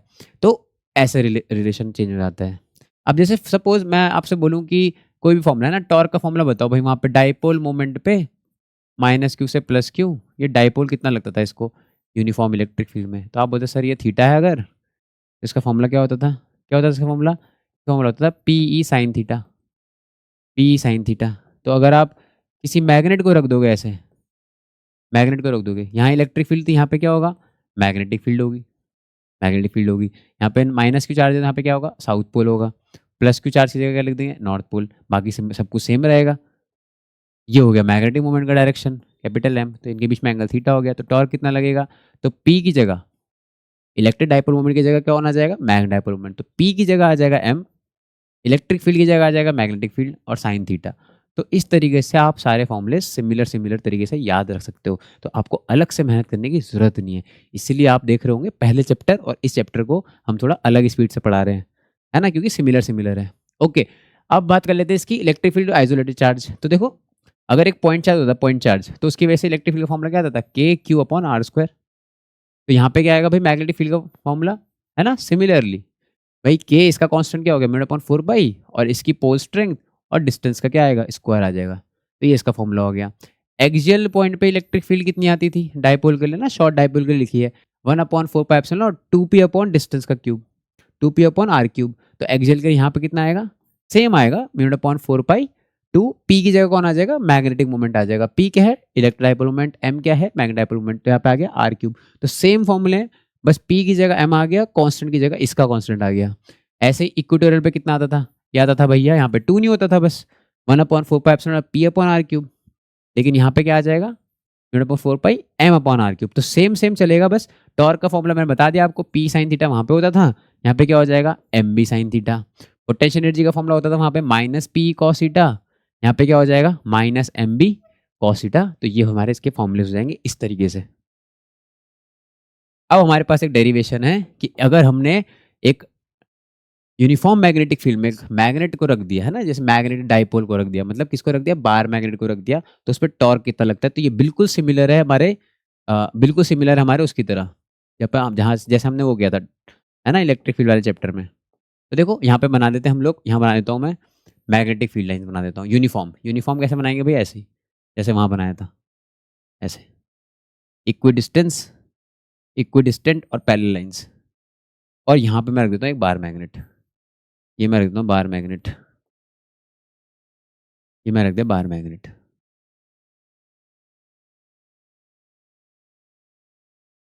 तो इसको ऐसे रख देते हैं भाई, तो मैंने ऐसे बार मैग्नेट रख दिया। तो यहाँ मैं रखता था -q, तो मैं यहाँ साउथ पोल रख रहा हूँ, ये मैंने बार मैग्नेट रख दिया। तो ये हो गया हमारा साउथ पोल, है ना। -q रखता था मैं यहाँ पे, और यहाँ पे मैं रखता था +q, तो यहाँ मैं रख दिया नॉर्थ पोल। तो जो मैग्नेटिक मोमेंट का डायरेक्शन होगा वो किस डायरेक्शन में होगा? साउथ से नॉर्थ। ये होगा मैग्नेटिक मोमेंट का डायरेक्शन। ये हमारी मैग्नेटिक फील्ड यूनिफॉर्म है, तो मैं इसको बोल रहा हूँ B। ये हमारी यूनिफॉर्म है, ये इस डायरेक्शन में है, और इनके बीच में जो एंगल है वो कितना हो गया? वो थीटा हो गया, अच्छा एक बात बताओ, हम इसकी लेंथ कितनी लेते थे, है ना? इसकी लेंथ कितनी है यहाँ से यहाँ तक? ये लेंथ कितनी है मैग्नेट की? 2L। ये इसकी 2L हो गया। तो भैया साउथ पोल है, नॉर्थ पोल है, और ये साउथ पोल है। तो पॉजिटिव चार्ज पे मैग्नेटिक फील्ड के डायरेक्शन में फोर्स लगता था, तो सिमिलरली नॉर्थ पोल पे भी क्या लगेगा? मैग्नेटिक फील्ड के डायरेक्शन में फोर्स लगेगा। तो मैग्नेटिक फोर्स लगेगा, कितना लगेगा? तो वहाँ पे होता था चार्ज इंटू इलेक्ट्रिक फील्ड। यहाँ पे क्या होगा? इसकी पोल स्ट्रेंथ, मान लो इसकी पोल स्ट्रेंथ m है, m इंटू मैग्नेटिक फील्ड, तो यहाँ पे आएगा mb। सिमिलरली नेगेटिव वाले पे क्या लगता था? मैग्नेटिक फील्ड के अपोजिट फोर्स लगता था। तो ऐसे ही साउथ पोल पे क्या लगेगा? मैग्नेटिक फील्ड के अपोजिट फोर्स लगेगा। कौन सा फोर्स? Magnetic force. कितना लगेगा? इसकी पोल स्ट्रेंथ, भाई दोनों की पोल स्ट्रेंथ कैसी होती है? बराबर होती है। तो फोर्स का फॉर्मूला होता था charge into electric field, charge की जगह पोल स्ट्रेंथ आ गया, इलेक्ट्रिक फील्ड की जगह कौन आ गया? मैग्नेटिक फील्ड आ गया। बिल्कुल सेम चलेगा ये। तो टॉर्क का फॉर्मूला क्या होता है? तो भाई फिर से, है ना, फिर से देखो, नेट फोर्स तो 0 है, याद आ रहा है? तो पूरा पहला चैप्टर याद आ जाएगा आपको। नेट फोर्स तो 0 है, सही बात है। तो इसका मतलब कोई ट्रांसलेशन मोशन तो नहीं होगा, कोई भी ट्रांसलेशन मोशन नहीं होगा, बिल्कुल भी नहीं होगा, सही बात है। लेकिन इन फोर्सेस की जो लाइन ऑफ एक्शन है वो अलग अलग है। देखो इस फोर्स का ये ऐसे है, ये ऐसे है, तो अगर इनके बीच में परपेंडिकुलर डिस्टेंस है कुछ, तो ये कपल बन गए, है ना। तो ये ऐसे करके घूम जाएगा, जैसे वहाँ पे डाइपोल घूम जाता था। तो अगर कपल बन जाएगा तो इनके बीच में कुछ परपेंडिकुलर डिस्टेंस भी है भाई, ये इनके बीच में क्या हो गया? परपेंडिकुलर डिस्टेंस हो गया। तो ये डिस्टेंस कितना हो जाएगा? तो जैसे वहाँ पे होता था ये 2L है, वहाँ पे 2A होता था, तो यार डिस्टेंस क्या होता था? 2A sine theta. तो ये 2L का कॉस थीटा वाला कॉम्पोनेंट है, और ये 2L का कौन सा कॉम्पोनेंट है? Sine theta. 2L sine theta. तो टॉर्क का फॉर्मूला क्या होता है? आप, है ना, कपल वाले केस में जब दोनों बॉडी पे, है ना, बॉडी पे दोनों बराबर फोर्स लग रहे होते, तो आप इनमें से कोई सा भी फोर्स ले लो, कोई सा भी फोर्स ले लो, और उनके बीच का परपेंडिकुलर डिस्टेंस से मल्टीप्लाई कर दो, परपेंडिकुलर डिस्टेंस बिटवीन देम। इस तरीके से हम डिराइव कर लेंगे। तो टॉर्क कितना आता है? फोर्स की वैल्यू कितनी है भाई? mb। जैसे वहाँ करते थे बिल्कुल वैसे यहाँ पे करेंगे। परपेंडिकुलर डिस्टेंस कितना है इनका? 2L साइन थीटा, तो ये वाला डिस्टेंस हो जाएगा 2l साइन थीटा, तो यहाँ पे आ गया 2l साइन थीटा। अगर आपने फर्स्ट चैप्टर नहीं पढ़ा है तो मेरे भाई ये चारों चैप्टर की है ना, सॉरी सारे चैप्टर्स की है ना, एक चैप्टर की 4-4 प्ले लिस्ट है भाई, एक चैप्टर के लिए हमारी 4-4 वीडियोस हैं। 2l साइन थीटा, तो टॉर्क कितना आ जाएगा? तो देखो वहां पे हम लोग चार्ज इनटू डिस्टेंस को क्या लिखते थे? p लिखते थे, है ना, हर डेरिवेशन में। तो सिमिलरली यहाँ पे भी पोल स्ट्रेंथ और 2l ये दोनों मिलके क्या बन जाएंगे? Magnetic moment. और ये b का b आ गया और ये क्या बन जाएगा? Sine theta. तो टॉर्क का फॉर्मूला आ गया mb साइन थीटा। आप चाहो तो इसको वेक्टर फॉर्म में भी लिख सकते हो भाई, torque is equal to m cross b, torque is equal to m cross b। तो ये हो गया इसका फॉर्मूला, है ना। तो आप ये फॉर्मूला ध्यान रखना भाई, है ना। अगर आपको इलेक्ट्रिक फील्ड वाला याद है, अगर आपको फर्स्ट चैप्टर में याद है तो आपको इस चैप्टर में भी याद हो जाएगा। अब बाकी बात कर लेते हैं भाई, टॉर्क की वैल्यू देखो कितनी आ रही है? एम बी साइन थीटा आ रही है। टॉर्क की वैल्यू कितनी आ रही है? एम बी साइन थीटा आ रही है। तो यहाँ पे देखो स्पेशल केस बन जाएंगे कुछ कुछ अलग अलग, है ना। थीटा के हिसाब से, थीटा के हिसाब से चलो दो ही केस ले लेते हैं कि भाई थीटा अगर 0 होगा, थीटा 0 हो, चलो 180 डिग्री भी ले लो, चाहे आप मैग्नेटिक फील्ड के साथ साथ लग दो मैग्नेट को ऐसे, मतलब साउथ नॉर्थ ऐसे, मतलब मैग्नेटिक मोमेंट का डायरेक्शन कैसा हो? ऐसा। इसको बोलते हैं पैरेलल रखना। ये तो हो गया 0 डिग्री वाला केस, और ये हो गया हमारा 180 डिग्री वाला केस कि मैग्नेटिक फील्ड इधर है लेकिन मैग्नेट को आपने ऐसा रखा कि साउथ इधर है नॉर्थ इधर है, तो मैग्नेटिक मोमेंट का डायरेक्शन क्या आएगा? इधर। तो इधर थीटा 180 डिग्री है और इधर थीटा कैसा है? यहाँ पे थीटा कैसा है? 0 डिग्री है ना। तो ये हो गया एक केस, ये हो गया दूसरा केस, और ये हो गया हमारा तीसरा केस। तीसरा केस क्या हो गया? तीसरा केस हो गया हमारा थीटा कितना हो गया? 90 डिग्री। थीटा 90 डिग्री हो गया, मतलब ये रखे आपके मैग्नेटिक फील्ड, और आपने जो मैग्नेट रखा वो इस तरीके से रखा है कि जो मैग्नेटिक मोमेंट है ना, वो तो इस तरीके से मैग्नेटिक मोमेंट इस तरफ को है। देखो साउथ से नॉर्थ, हमेशा मैग्नेटिक मोमेंट क्या होता है? साउथ से नॉर्थ। इलेक्ट्रिक डाइपोल मोमेंट क्या होता है? -q से +q। तो साउथ वाला माइनस है, नॉर्थ वाला प्लस है, तो इनके बीच में थीटा कितना है? 90 डिग्री है। अब थीटा की वैल्यू 0 हो या 180 हो, साइन तो 0 होता है ना, तो टॉर्क दोनों ही केस में कितना लगेगा? 0 लगेगा। यहाँ भी 0, यहाँ भी 0, सही बात है। लेकिन यहाँ पे टॉर्क कैसा लगेगा?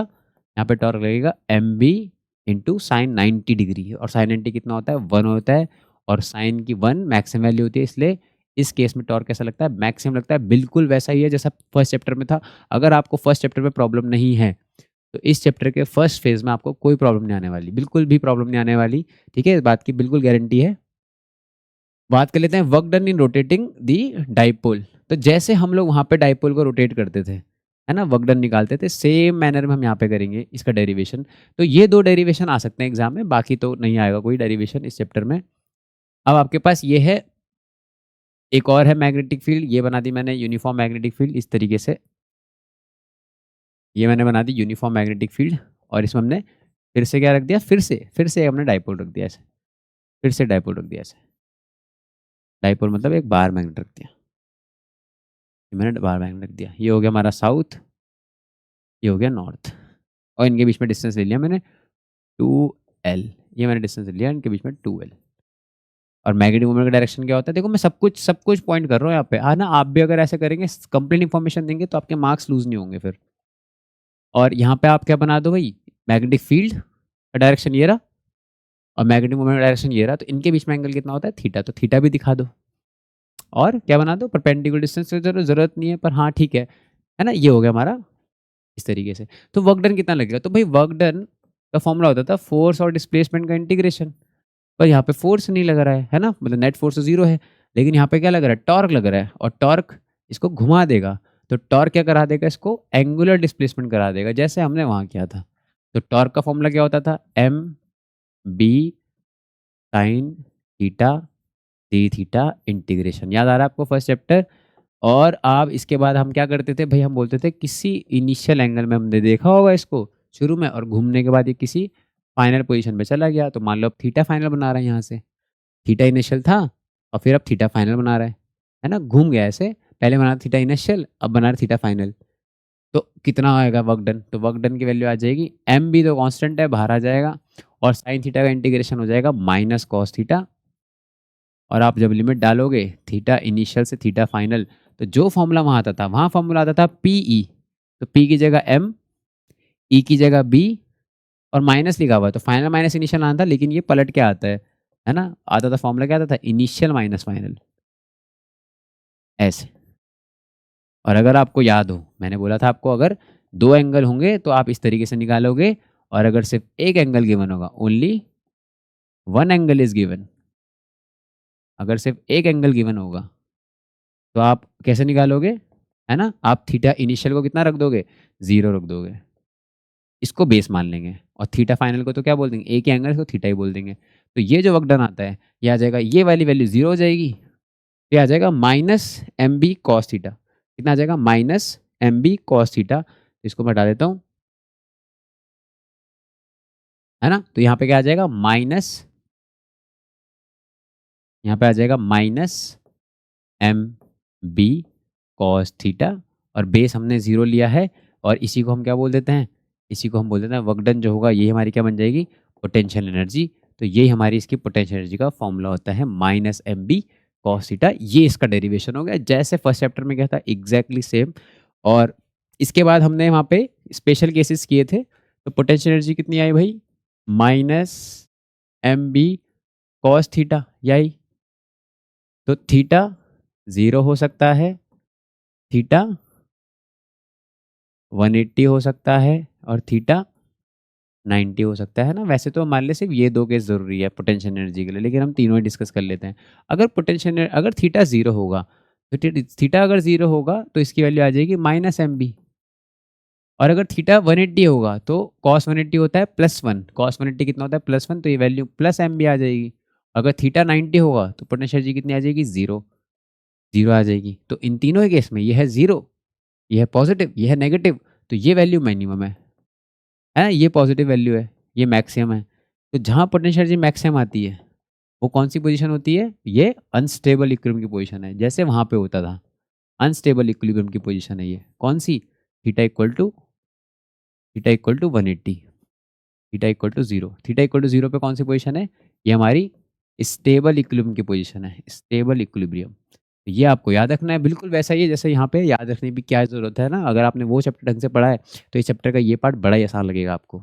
Current loop as magnet dipole, अब ये बड़ा आराम से समझना आप। देखो आपको मैं पिछले चैप्टर में लेके चलता हूँ एक बार। हमने पिछले चैप्टर में क्या पढ़ा था, आपके पास एक करंट कैरिंग लूप था, है, ये आपके पास करंट कैरिंग लूप था, इसमें कुछ करंट था, है ना, मान लो हमने इसमें कुछ करंट भेज दिया ना, इस तरीके से कहीं को भी भेज दो, ये आई करंट आ गया इसमें, और मैंने इसकी रेडियस अगर आपको याद हो तो मैंने कैपिटल R इसकी रेडियस ली थी, कैपिटल R इसकी रेडियस ली थी, और हमने क्या निकाला था, हमने यहाँ से x डिस्टेंस पे, यहाँ से हमने x डिस्टेंस पे, यहाँ पे हमने x डिस्टेंस पे क्या निकाली थी, मैग्नेटिक फील्ड निकाली थी, मैग्नेटिक फील्ड, है ना। इसको हम बोलते थे कि magnetic field on the axis of a current carrying loop. तो इसको आप क्या बोल सकते हो, इसकी एक्सियल पॉइंट पे जो मैग्नेटिक फील्ड निकाली थी हमने, कितनी निकाली थी, इसका फॉर्मूला कितना आया था, इसका फॉर्मूला आया था μ0/2 I इंटू रेडियस का स्क्वायर अपॉन रेडियस का स्क्वायर प्लस एक्स स्क्वायर इसकी पावर 3/2। मुझे पता है तुम हंस रहे होंगे कि सर को तो याद है फॉर्मूला और हम पता नहीं कब करेंगे, तो फॉर्मूला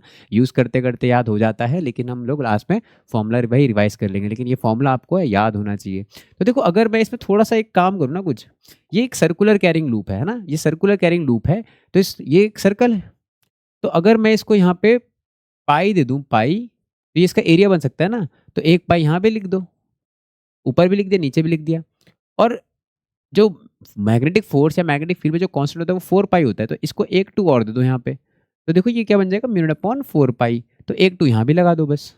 तो मैंने क्या करा, बस 2 पाई से ऊपर मल्टीप्लाई कर दिया और 2 पाई से नीचे, ऐसा करने से नेक्स्ट ही लाइन में क्या हो जाएगा, ये जो एक्सियल पॉइंट पे जो मैग्नेटिक फील्ड आ रही है ये बन जाएगी μ0/4 पाई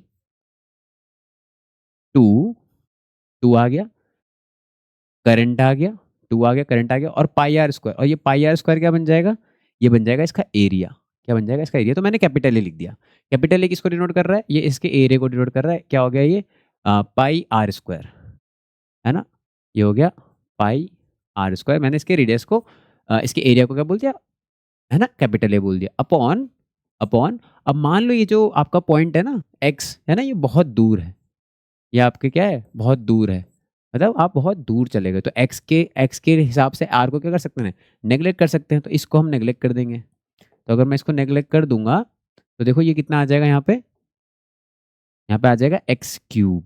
कितना आ जाएगा, एक्स क्यूब। देखो ध्यान से, ये तो चला गया, तो 2 से 2 कट जाएगा, क्या बचेगा, एक्स क्यूब बचेगा। तो हमने वहाँ पे लिखा था ना शॉर्ट के लिए, तो वही लिख रहा हूँ बस मैं यहाँ पे आ जाएगा कितना, एक्स क्यूब। तो इस बात को ज़रा सा, है ना, इस बात को थोड़ा सा ध्यान रखो। देखो ये तो आप इस रिलेशन को ध्यान रखो। तो एक्सियल पॉइंट पे इतना आता था शॉर्ट पे। सिमिलरली अब अगर आपको इलेक्ट्रिक डाइपोल याद हो, है ना, इलेक्ट्रिक डाइपोल क्या होता था भाई, हमारे पास ऐसे एक डाइपोल होता था, एक होता था माइनस क्यू, एक होता था प्लस क्यू, है ना, और इसके बीच में कोई डिस्टेंस होता था, है ना, और यहाँ से इसके सेंटर से हम एक्स डिस्टेंस पे, है ना, क्या निकालते थे, इलेक्ट्रिक फील्ड निकालते थे, और उसको क्या बोलते थे, ई एक्सियल। और उसका फॉर्मूला क्या आता था, उसका फॉर्मूला आता था, कांस्टेंट आता था 1/4 पाई के 2p अपॉन एक्स क्यूब। ये आता था इसका फॉर्मूला, है ना। अभी हमने पीछे भी मैंने आपको बताया था ये फॉर्मूला, है ना, ये आया था फॉर्मूला। अब ये जो है ये आया इसकी एक्सियल पॉइंट पे इलेक्ट्रिक फील्ड का फॉर्मूला, ये इसकी एक्सियल पे इसकी मैग्नेटिक फील्ड का फॉर्मूला आ रहा है। और ये है क्या, ये तो भैया इलेक्ट्रिक डाइपोल है। ये कैसा है, इलेक्ट्रिक डाइपोल है। जब इलेक्ट्रिक डाइपोल का एक्सियल पॉइंट पे इलेक्ट्रिक फील्ड का फॉर्मूला ये आ रहा है, तो इस करंट कैरिंग लूप का फॉर्मूला भी कैसा आ रहा है, देखो ये मैग्नेटिक फील्ड का फॉर्मूला आ रहा है। ये कांस्टेंट किसका है भैया, इलेक्ट्रिक फील्ड का है। ये कांस्टेंट किसका है, ये मैग्नेटिक का है। और 2 भी है यहाँ पे, देखो 2 भी है। अच्छा, एक्स क्यूब भी है, कांस्टेंट्स भी है, कांस्टेंट भी है। मतलब ये जो आई इंटू एरिया है, ये जो पी है, ये दोनों एक सिमिलर होने चाहिए। मतलब अगर ये डाइपोल मोमेंट है, तो ये जो आई इंटू है भाई, ये क्या होता है, ये तो मैग्नेटिक मोमेंट होता है ना भाई। ये क्या हो जाएगा, ये वाला फैक्टर क्या हो जाएगा, ये मैग्नेटिक मोमेंट हो जाएगा। मैग्नेटिक मोमेंट आई इंटू है। इसका मतलब जिस तरीके से यहाँ पे आप क्या निकाल रहे हो, इलेक्ट्रिक डाइपोल की वजह से इलेक्ट्रिक फील्ड निकाल रहे हो, वैसी की वैसी मैग्नेटिक फील्ड इसके एक्सियल पॉइंट पर है, किसके, इस करंट कैरिंग लूप से। इसका मतलब ये एक्ट कर रहा है एक मैग्नेटिक डाइपोल की तरह। इसका मतलब ये कैसा एक्ट कर रहा है, एक मैग्नेटिक डाइपोल की तरह। इसीलिए हम ऐसा बोल सकते हैं कि एक करंट कैरिंग लूप एक मैग्नेटिक डाइपोल की तरह एक्ट करता है, जिसमें आपका मैग्नेटिक मोमेंट का जो है ना फॉर्मूला है वो कितना होता है, करंट इंटू एरिया। हमने इसको पहले भी डिस्कस किया है, और इसकी यूनिट क्या होती है भाई, एम्पियर मीटर स्क्वायर। ये इसकी यूनिट हो सकती है।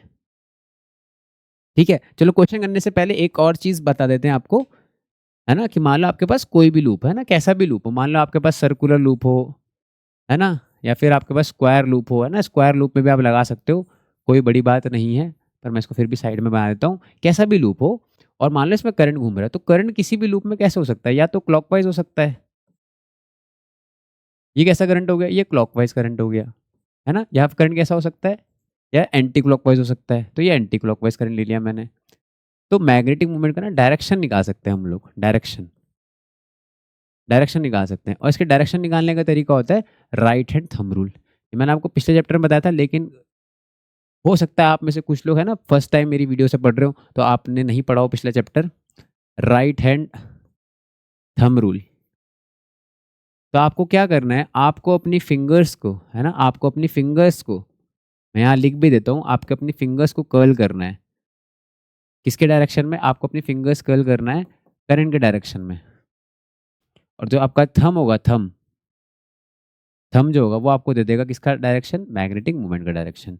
कैसे लगाना है भाई, देखो करंट कहाँ जा रहा है, ऐसे जा रहा है, तो आपको राइट हैंड यूज़ करना है पहली बात तो करंट डायरेक्शन में ऐसे मूव करेंगे, तो आपका थंब कहाँ जा रहा है, अंदर। इसका मतलब जो यहाँ पे मैग्नेटिक मूवमेंट है वो अंदर की तरफ है, तो मैग्नेटिक मूवमेंट कैसा है यहाँ पे इनवर्ड्स इस तरीके से। और यहाँ पे कैसा है भाई, करंट कैसा है, एंटी क्लॉकवाइज है, तो करंट के डायरेक्शन फिंगर्स अगर कर्ल करेंगे तो थंब मेरा कहाँ जा रहा है, बाहर की तरफ जा रहा है। इसको मतलब क्या बोलेंगे, डॉट विद अ सर्कल, मतलब आउटवर्ड्स। तो जहाँ पे एम की जो वैल्यू आ रही है वो कैसे आ रही है, आउटवर्ड्स आ रही है।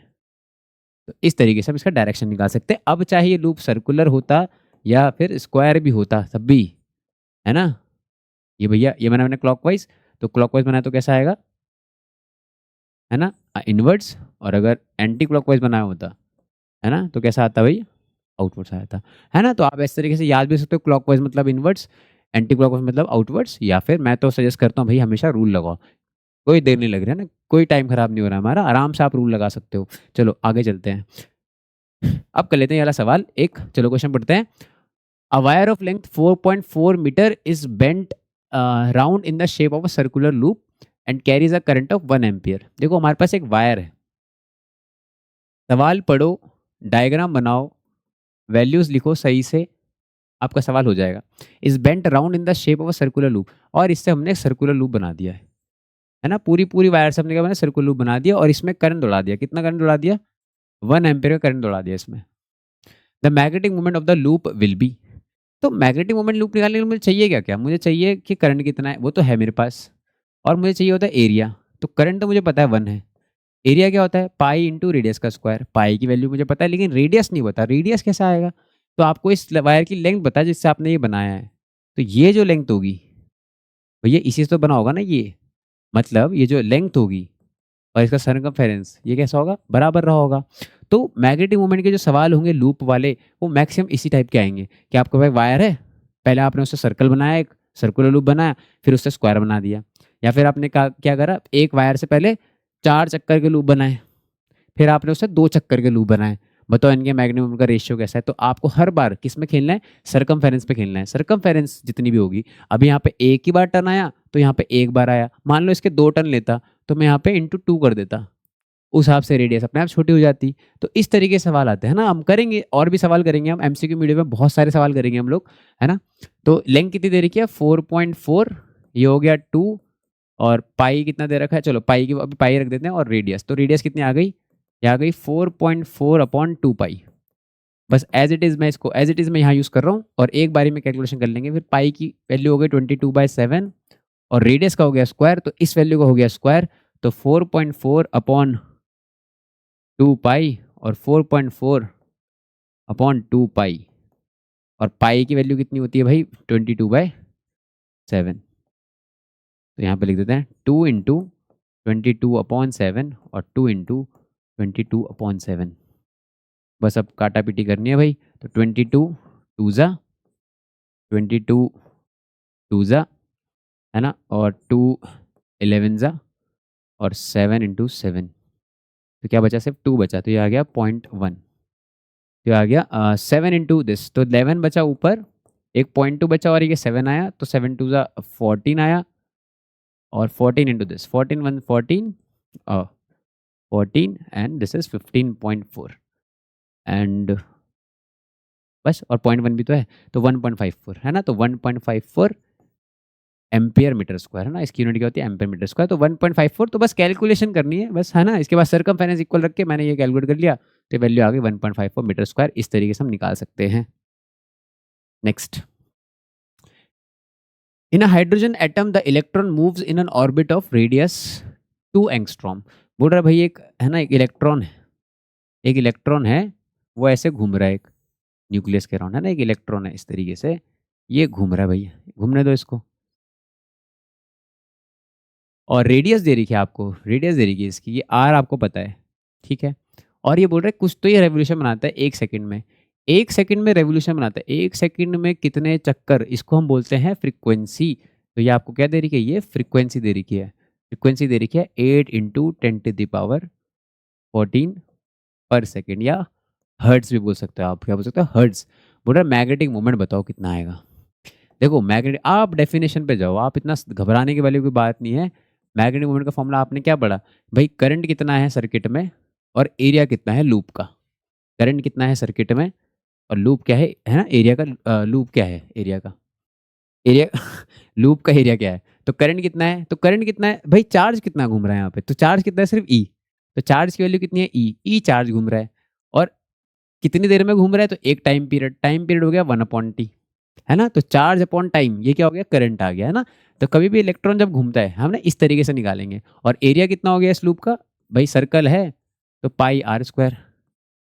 तो भैया देख लो अभी इसको, ई की वैल्यू कितनी होती है 1.6 इंटू 10⁻⁻19, लेकिन फ्रीक्वेंसी ही तो 1 टाइम पीरियड होता है, फ्रीक्वेंसी ही तो 1 टाइम पीरियड होता है। तो जो आपको वैल्यू दे रखी है ये, है ना, जो आपको वैल्यू दे रखी है, मतलब आप इसकी जगह क्या लिख सकते थे 1 टाइम, इसकी जगह आप लिख सकते हो एफ, इसको घुमा के इसको ऊपर एफ ही लिख दो बस, तो ये एफ बन जाएगा ये वैल्यू। तो मैंने इसको एफ लिख दिया, तो अब लिख दो यहाँ पे पाई आर स्क्वायर और अब वैल्यू सब्स्टिट्यूट कर दो। 1.6 इंटू 10⁻⁻19 ये ई की वैल्यू हो गई। फ्रिक्वेंसी कितनी है भाई, 8 इंटू 10⁻14 हो गई।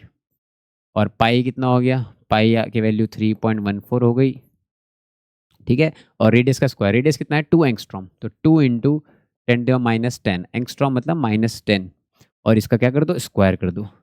और बस अब इस वैल्यू को कैलकुलेट कर लेंगे। तो आई एम अज्यूमिंग कि आप ये कर लेंगे भाई, कैलकुलेटर भी है ना, आईएससी बोर्ड के हैं तो आप कैलकुलेटर यूज़ कर लेना। सीबीएसई वाले जस्ट मल्टीप्लाई करना है, डिवाइड भी नहीं करना है, यहाँ पे मल्टीप्लाई करना है, तो आंसर हमारा आ जाएगा। Magnetic dipole moment of a revolving electron बहुत इंपॉर्टेंट है बच्चों, ये बहुत बार आए एग्जाम में, इसको आराम से डिस्कस करते हैं। जैसे मान लो हमारे पास कोई इलेक्ट्रॉन है, ये रिवॉल्व कर रहा है इससे, है ना, और ये इस एक्सिस के अबाउट रिवॉल्व कर रहा है। मान लो ये मैं एक्सिस बना देता हूँ, इसके अबाउट ये रिवॉल्व कर रहा है ऐसे, और ये रहा आपका इलेक्ट्रॉन, ये रहा आपका इलेक्ट्रॉन, ये आपका इलेक्ट्रॉन है, और ये इस तरफ को रिवॉल्व कर रहा है। तो ये ऐसे ऐसे रिवॉल्व कर रहा है, ये जो येलो कलर से बनाया मैंने, ये ऐसे ऐसे रिवॉल्व कर रहा है, ऐसे इस तरफ को रिवॉल्व कर रहा है, ठीक है। मान लेते हैं इसकी कुछ रेडियस है ना, रेडियस जो है इसकी ऑर्बिट की जो है वो स्मॉल आर है, कितनी है स्मॉल आर है। तो बोलते हैं मैग्नेटिक मोमेंट बताओ, तो बिल्कुल फंडामेंटल पे रहना है अपने को। फंडामेंटल क्या बोलता है कि मैग्नेटिक मोमेंट जो होता है वो क्या होता है भाई, कितना करंट है सर्किट में, सर्किट में कितना करंट है, और जिस लूप में घूम रहा है उस लूप का एरिया कितना है, तो आई इंटू ए। तो करंट कितना है, तो चार्ज कितना घूम रहा है, चार्ज कितना है ई, इलेक्ट्रॉन है तो इलेक्ट्रॉन का चार्ज कितना होता है भाई, ई होता है, अपॉन करंट कैसे निकालेंगे, टाइम से डिवाइड कर देंगे। तो टाइम मतलब टाइम पीरियड, तो यहाँ मैंने टाइम पीरियड से डिवाइड कर दिया, और एरिया लिख दिया मैंने, चलो ए। अब टाइम पीरियड क्या होगा इसका, तो टाइम पीरियड क्या होता है, टाइम पीरियड हो गया भाई एक चक्कर में कितना स्पीड है ना, एक चक्कर में डिस्टेंस कितना हो गया 2 पाई आर सरकमफेरेंस के बराबर, और स्पीड कितनी है इसकी v, तो v से डिवाइड कर दिया, ये टाइम पीरियड हो गया। और एरिया क्या है, तो भाई सर्कुलर लूप है ये, है ना, तो पाई और रेडियस का स्क्वायर, तो ये वैल्यूज़ हो गई इनकी, इन वैल्यूज़ को यहाँ यूज़ कर लेते हैं। तो ये आ गया e, टाइम पीरियड कितना है भाई सरकमफेरेंस, अपॉन में क्या आ गया इसके v, तो v ऊपर चला गया, और एरिया कितना है भाई पाई और r का स्क्वायर। अब कुछ वैल्यूज़ अगर कट हो रही है तो कट कर देंगे भाई, तो r से एक वैल्यू कम हो गई और पाई से पाई चला गया, तो ये सुंदर सी वैल्यू आती है EVR/2। ये मैग्नेटिक मोमेंट आता है, ये आपको याद रखना है। ये तो मैग्नेटिक मोमेंट हो गया, चलो ये तो मैंने निकाल दिया, लेकिन सवाल यहीं ख़त्म नहीं होता, ये कुछ और भी पूछता है आपसे। ये बोलता है नहीं आप ना एंगुलर मोमेंटम भी बता दो कितना है, एंगुलर मोमेंटम है ना, क्लास 11th का चले जाते हैं अब। तो क्लास 11th में भाई एंगुलर मोमेंटम कैसे निकालते थे, मैं थोड़ा सा आपको याद दिला देता हूँ। मान लो कोई है ना, कोई ऑब्जेक्ट है, कोई मास है, और वो मास है और वो इस तरीके घूम रहा है, ऐसे घूम रहा है, v वेलोसिटी से घूम रहा है, इस तरफ मोशन इधर को हो रहा है, इधर को मोशन हो रहा है ना, रेडियस इसकी r है। तो एंगुलर मोमेंटम कैसा आता था, तो एंगुलर मोमेंटम सीधे सीधा आता था mvr, v और r के बीच में एंगल थीटा 90 हो गया, तो mvr साइन थीटा होता है वैसे जनरल फॉर्मूला, पर थीटा हमेशा क्या होता है 90 होता है सर्कुलर मोशन में, तो हम डायरेक्ट इसका याद रखते हैं mvr होता है। अब यहाँ पे जो फॉर्मूला होता है ना वेक्टर फॉर्म में, वो होता है आपका r cross v, m into R cross V, मतलब r में आप ऐसे रखोगे फिंगर, ऐसे घुमाओगे, या ऐसे भी बोल सकते हो आप, ये मोशन किधर को हो रहा है, पार्टिकल घूम किधर, इधर को घूम रहा है ना, तो जिधर पार्टिकल घूम रहा है उसी डायरेक्शन में अपने फिंगर्स घुमा दो। जैसे मैग्नेटिक मोमेंट के लिए हम कैसे कर रहे हैं, जिधर करंट जा रहा है करेक्ट डायरेक्शन में उंगलियां घुमा दो, ऐसे यहाँ पे क्या है, जिधर पार्टिकल जा रहा है मोशन किधर हो रहा है, मोशन के डायरेक्शन में फिंगर्स कर्ल कर दो, तो मैग्नेटिक मोमेंट इधर को आ रहा है, तो इस तरीके से डायरेक्शन में निकल जाता है। तो ये मैंने आपको डायरेक्शन बता दिया, और ये तो इसकी वैल्यू हो गई। अब इन दोनों का ना रेशियो पूछता है, ये रेशियो कितना है इनका, तो 1/2 कर दो, m/l की वैल्यू, ये बड़ी फेमस वैल्यू है। तो m/l अगर आप करोगे तो देखो m की वैल्यू कितनी है, ये आपको याद होनी चाहिए, EVR/2 है ना, EVR/2 है ना, हो जाएगी आपको याद ये, और l की वैल्यू कितनी है mVR। तो देखो बड़ा सुंदर सा है ये रेशियो, VR पूरा कट हो जाता है, तो ये वैल्यू जो आती है m/l की, ये आती है E/2m, E/2m। m किसका है, ये कौन घूम रहा है भाई, इलेक्ट्रॉन, तो ये इलेक्ट्रॉन का मास है ना, ये मत भूलना भाई कि किसका मास है सर ये। तो ये जो वैल्यू है, ये वैल्यू आपको याद रखनी है, M upon L is equal to E upon two M. अब अगर आप ध्यान दो इस बात पे कि ये जो वैल्यू हमने निकाली ना ई अपॉन टू एम, इसमें जो ई है वो भी कांस्टेंट है, इलेक्ट्रॉन का चार्ज, और जो एम है ना, जो एम है वो क्या है, इलेक्ट्रॉन का मास है, और ये भी कांस्टेंट है। तो दोनों कांस्टेंट है, अगर हम दोनों की वैल्यू रख दें तो ये वैल्यू जो आती है वो आती है 8.8 इंटू 10⁻10। कितनी आती है? 8.8 इंटू 10⁻10। ऊपर लिखा है चार्ज मतलब कूलम, नीचे लिखा है मास मतलब केजी, तो कूलम पर केजी। और इस इस सुंदर से रेशियो का नाम होता है gyro magnetic ratio, gyro magnetic ratio, है ना। वैसे तो ये नाम इतना इंपॉर्टेंट नहीं है एग्जाम पॉइंट ऑफ व्यू से, लेकिन फिर भी है ना, मे बी भाई पूछ ले, है ना, तो हमें तो भैया सब कुछ कंप्लीटली पढ़ना है ढंग से, है ना। इतना मुश्किल नहीं है, ये वैल्यू आप निकाल सकते हो, वैल्यूज आपको दोनों की पता है तो लगभग आप निकाल भी सकते हो अगर आपको याद भी नहीं रही तो। अब बात कर लेते हैं कि डायरेक्शन हमें एम का भी निकालना आता है, हमने एल का भी सीख लिया, तो यहाँ पे डायरेक्शन देखते हैं, एम का डायरेक्शन क्या है और एल का डायरेक्शन क्या है। देखो इलेक्ट्रॉन तो इधर घूम रहा है ना, इलेक्ट्रॉन तो ऐसे घूम रहा है। अगर इलेक्ट्रॉन ऐसे घूम रहा है तो करंट किधर घूम रहा है? करंट तो भैया इलेक्ट्रॉन के अपोजिट होता है, तो ये हुआ करंट का डायरेक्शन। और मैग्नेटिक मोमेंट का डायरेक्शन क्या बोलता है? वो बोलता है करंट के डायरेक्शन में फिंगर्स कर्ल करो, करंट के डायरेक्शन में, और जिधर आपका थंब जाएगा तो करंट ऐसे घूम रहा है। अगर इलेक्ट्रॉन ऐसे घूम रहा है तो करंट कैसे घूम रहा है? ऐसे। तो करंट के डायरेक्शन में क्या करो? फिंगर्स कर्ल करो। तो थंब का जा रहा है आपका नीचे, तो मैग्नेटिक मोमेंट कहाँ है? मैग्नेटिक मोमेंट तो नीचे है। ये बात तो क्लियर होनी चाहिए। अब बात कर लेते हैं किसकी? एंगुलर मोमेंटम की। एंगुलर मोमेंटम किधर है? पार्टिकल कहाँ घूम रहा है? पार्टिकल कहाँ घूम रहा है? पार्टिकल जा रहा है ऐसे, मतलब इलेक्ट्रॉन इधर घूम रहा है, तो मोशन तो इस तरफ हो रहा है ना, मोशन तो इधर है ना, वेलोसिटी तो इस तरफ है ना। जो लोग आर क्रॉस वी जानते हैं भाई, आर क्रॉस वी तो ऊपर आएगा, और जो जिनको आपके अध्यापक जी ने ऐसे सिखाया है कि मोशन के डायरेक्शन में फिंगर्स घुमा दो, जिधर को मोशन उधर घुमा दो और थंब ऊपर है, तो इसका मतलब दोनों ही तरीके से, किसी भी तरीके से निकाल लो, एल कहाँ आएगा? ऊपर। तो ये दोनों कैसे आ रहे हैं? अपोजिट डायरेक्शन में आ रहे हैं। इसका मतलब M upon L is equal to E upon two M. अगर आप वेक्टर फॉर्म में लिखना चाहो, M upon L is equal to E upon two M, अगर आप इसे वेक्टर फॉर्म में लिखना चाहो तो आप यहाँ पे वेक्टर ऐसे लगाओगे और नहीं लगाओगे ऐसे। क्यों नहीं लगाओगे? तो ये आप मुझे कमेंट में बताना, ऐसे क्यों नहीं कर सकते हम। तो पहले हम एल को उधर भेजेंगे, ई अपॉन टू एम, और ये हो गया एल। अब अगर आप यहाँ वेक्टर लगाओगे तो क्योंकि ये अपोजिट डायरेक्शन में, तो यहाँ पे माइनस लगाना कंपलसरी है, तो ये इसका वेक्टर फॉर्म हो जाएगा। तो इस तरीके से हम इसको निकाल सकते हैं। Gauss law in magnetism. Next, अब देखो पहले इलेक्ट्रोस्टैट्स की बात कर लेते हैं। अगर आपको याद हो भाई, आपके पास एक सरफेस होती थी और इसके अंदर बहुत सारे चार्ज या कुछ चार्ज हो सकते हैं, जो भी ये सारे चार्ज है ना, चार्ज स्केलर क्वांटिटी है, आप इन सबको ऐड करके जो भी इसके अंदर चार्ज आया वो कितना आया? क्यू इन आया, है ना। इनक्लोज चार्ज वैल्यू कितनी आई? क्यू इन आई। तो हम क्या बोलते थे कि आप फ्लक्स ना इस तरीके से निकाल लो, क्यू इन अपॉन एप्सिलॉन से। ये निकालना आसान है, ये हम निकाल लेंगे, और इसकी वजह से क्या निकाल लेंगे फिर? Electric field. आ रहा है याद फर्स्ट लेक्चर? तो ई डॉट डी एस आप कर लोगे, और इसका क्या कर दोगे? सरफेस इंटीग्रल कर लोगे, पूरी सरफेस पे ई डॉट डी एस चलते रहोगे, तो फ्लक्स ऐसे भी निकाल सकते हैं, फ्लक्स ऐसे भी निकाल सकते हैं। तो ये निकालना आसान है, तो इलेक्ट्रिक फील्ड हम निकाल लेंगे। तो इस तरीके से हमने गॉस लॉ पढ़ा था। ये होता था गॉस लॉ इन इलेक्ट्रोस्टैटिक्स। लेकिन अब बात कर लेते हैं गॉस लॉ इन मैग्नेटिज्म। अब मैग्नेटिज्म में जब भी आप किसी मैग्नेट के पास या किसी करंट कैरिंग लूप के पास, कोई भी मैग्नेट हो, है ना, लेकिन कोई भी मैग्नेट होगा उसके पास दो पोल तो होंगे। आप इसके पास आप कोई भी सरफेस बनाओ, मान लो मैंने ये सरफेस बनाई ऐसे, तो क्लोज सरफेस आप जो भी बनाओगे, बनाए आपने क्लोज सरफेस, तो भैया जो जितनी लाइंस नॉर्थ से निकलेंगी, नॉर्थ से निकलती हैं और साउथ में क्या करती है? एंटर करती है। अगर यहाँ से 10 लाइनें जाएंगी तो ये 10 लाइनें घूम के वापस भी तो आएंगी। तो जो जितनी आपकी आउटगोइंग लाइंस होंगी, जितनी आपकी आउटगोइंग मैग्नेटिक फील्ड लाइंस होंगी, उतनी क्या होंगी? इनकमिंग होगी। मतलब टोटल फ्लक्स कितना हो जाएगा भाई?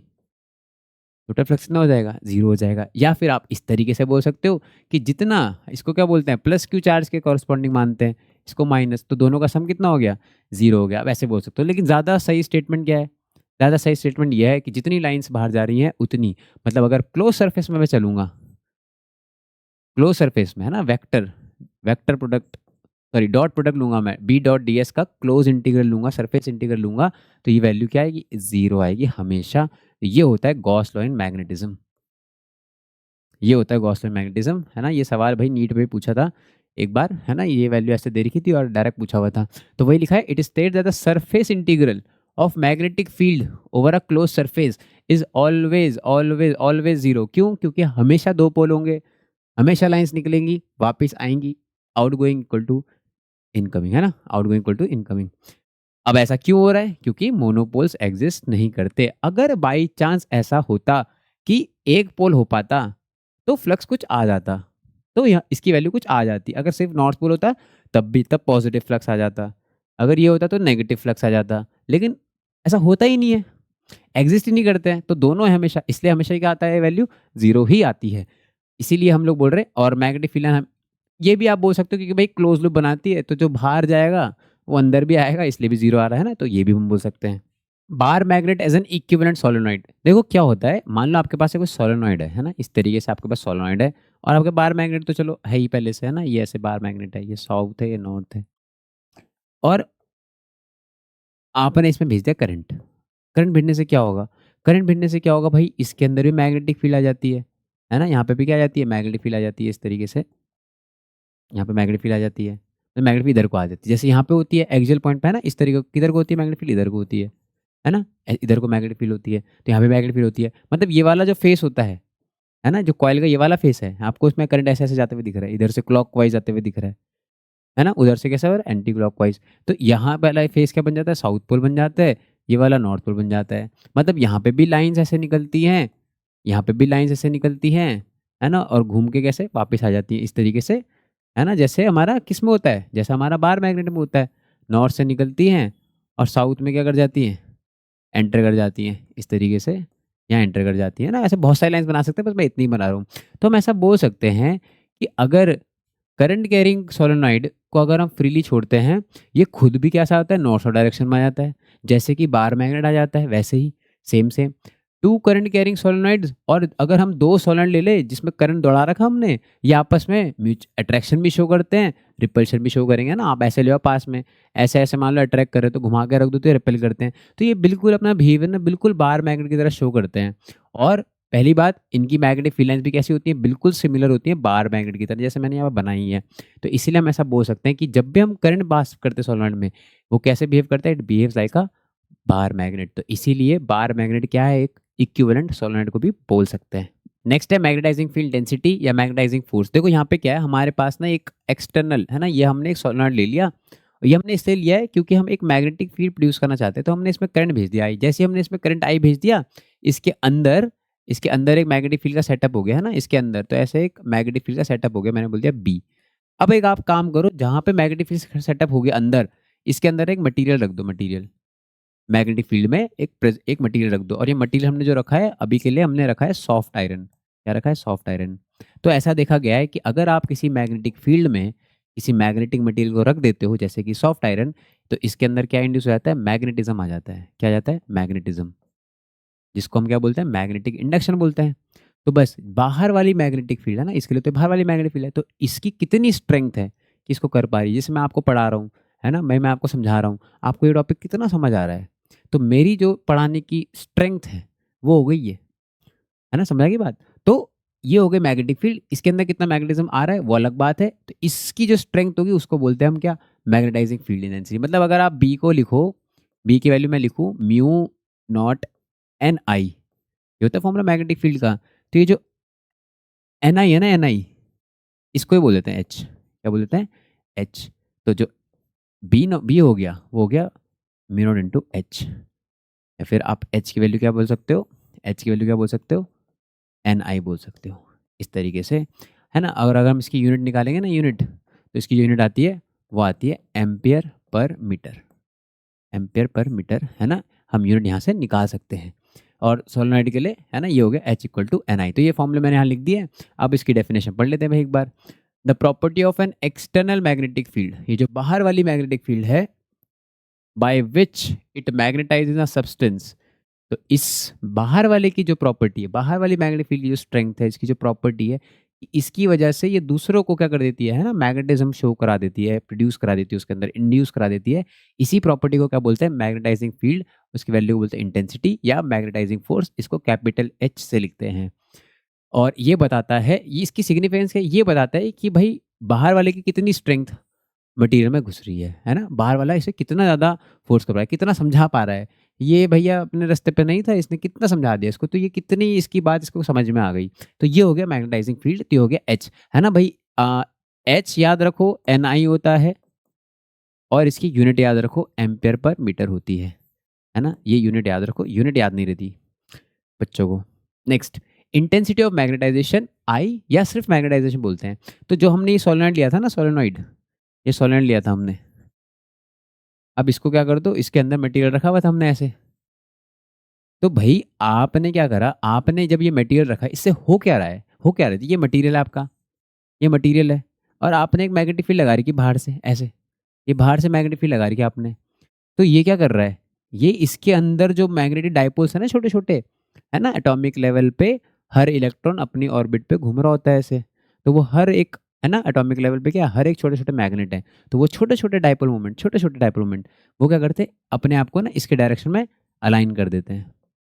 जैसे आपको पता है polar dielectrics, non polar dielectrics, तो इलेक्ट्रिक फील्ड होती थी, तो वो, है ना, क्लास में टीचर नहीं होता था, बच्चे एक दूसरे को अपने क्या करते थे, इधर उधर रहते थे, लेकिन जैसे ही टीचर साहब आते थे क्लास में वापस, बच्चे क्या था, वापस अपने सीट में बैठते थे, है ना, बिल्कुल ऐसे बैठते, हाँ भाई सीधे से बैठ गए, तो ऐसे ही ये कितना अलाइन हो जाते हैं।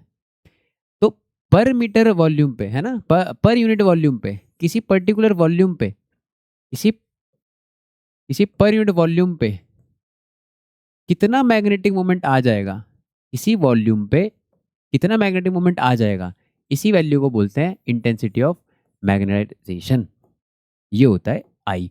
अब कई लोग ना इसको कैपिटल M भी लिखते हैं, पर मैं तो M मैग्नेटिक मोमेंट को लिखता हूँ, है ना, जो लोग इसको M लिखते हैं वो इसको स्मॉल m लिखते हैं, तो आप लोग कंफ्यूज मत हो ना, मेरे इसका मतलब है मैग्नेटिक मोमेंट,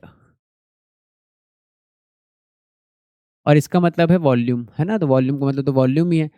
अब देखो इसकी यूनिट ना यहाँ से निकाल सकते हैं, एम्पियर मीटर स्क्वायर होती है इसकी, और इसकी होती है मीटर क्यूब, तो इसकी कितनी आती है, एम्पियर पर मीटर, तो ऐसे निकल सकती है इसकी वैल्यू, है ना। और ये भी है भाई आपका, तो आपने जो इसके अंदर मैग्नेटिज्म आया, मान लो इसके अंदर BM आया मैग्नेटिज्म, तो उसको आप लिख सकते हो म्यू इंटू NI, है ना, और इसके अंदर मान लो करंट इंड्यूस हो रहा है IM, तो I को ना हम ऐसे भी लिख सकते हैं, I को हम ऐसे लिखते हैं N इंटू आई, है ना।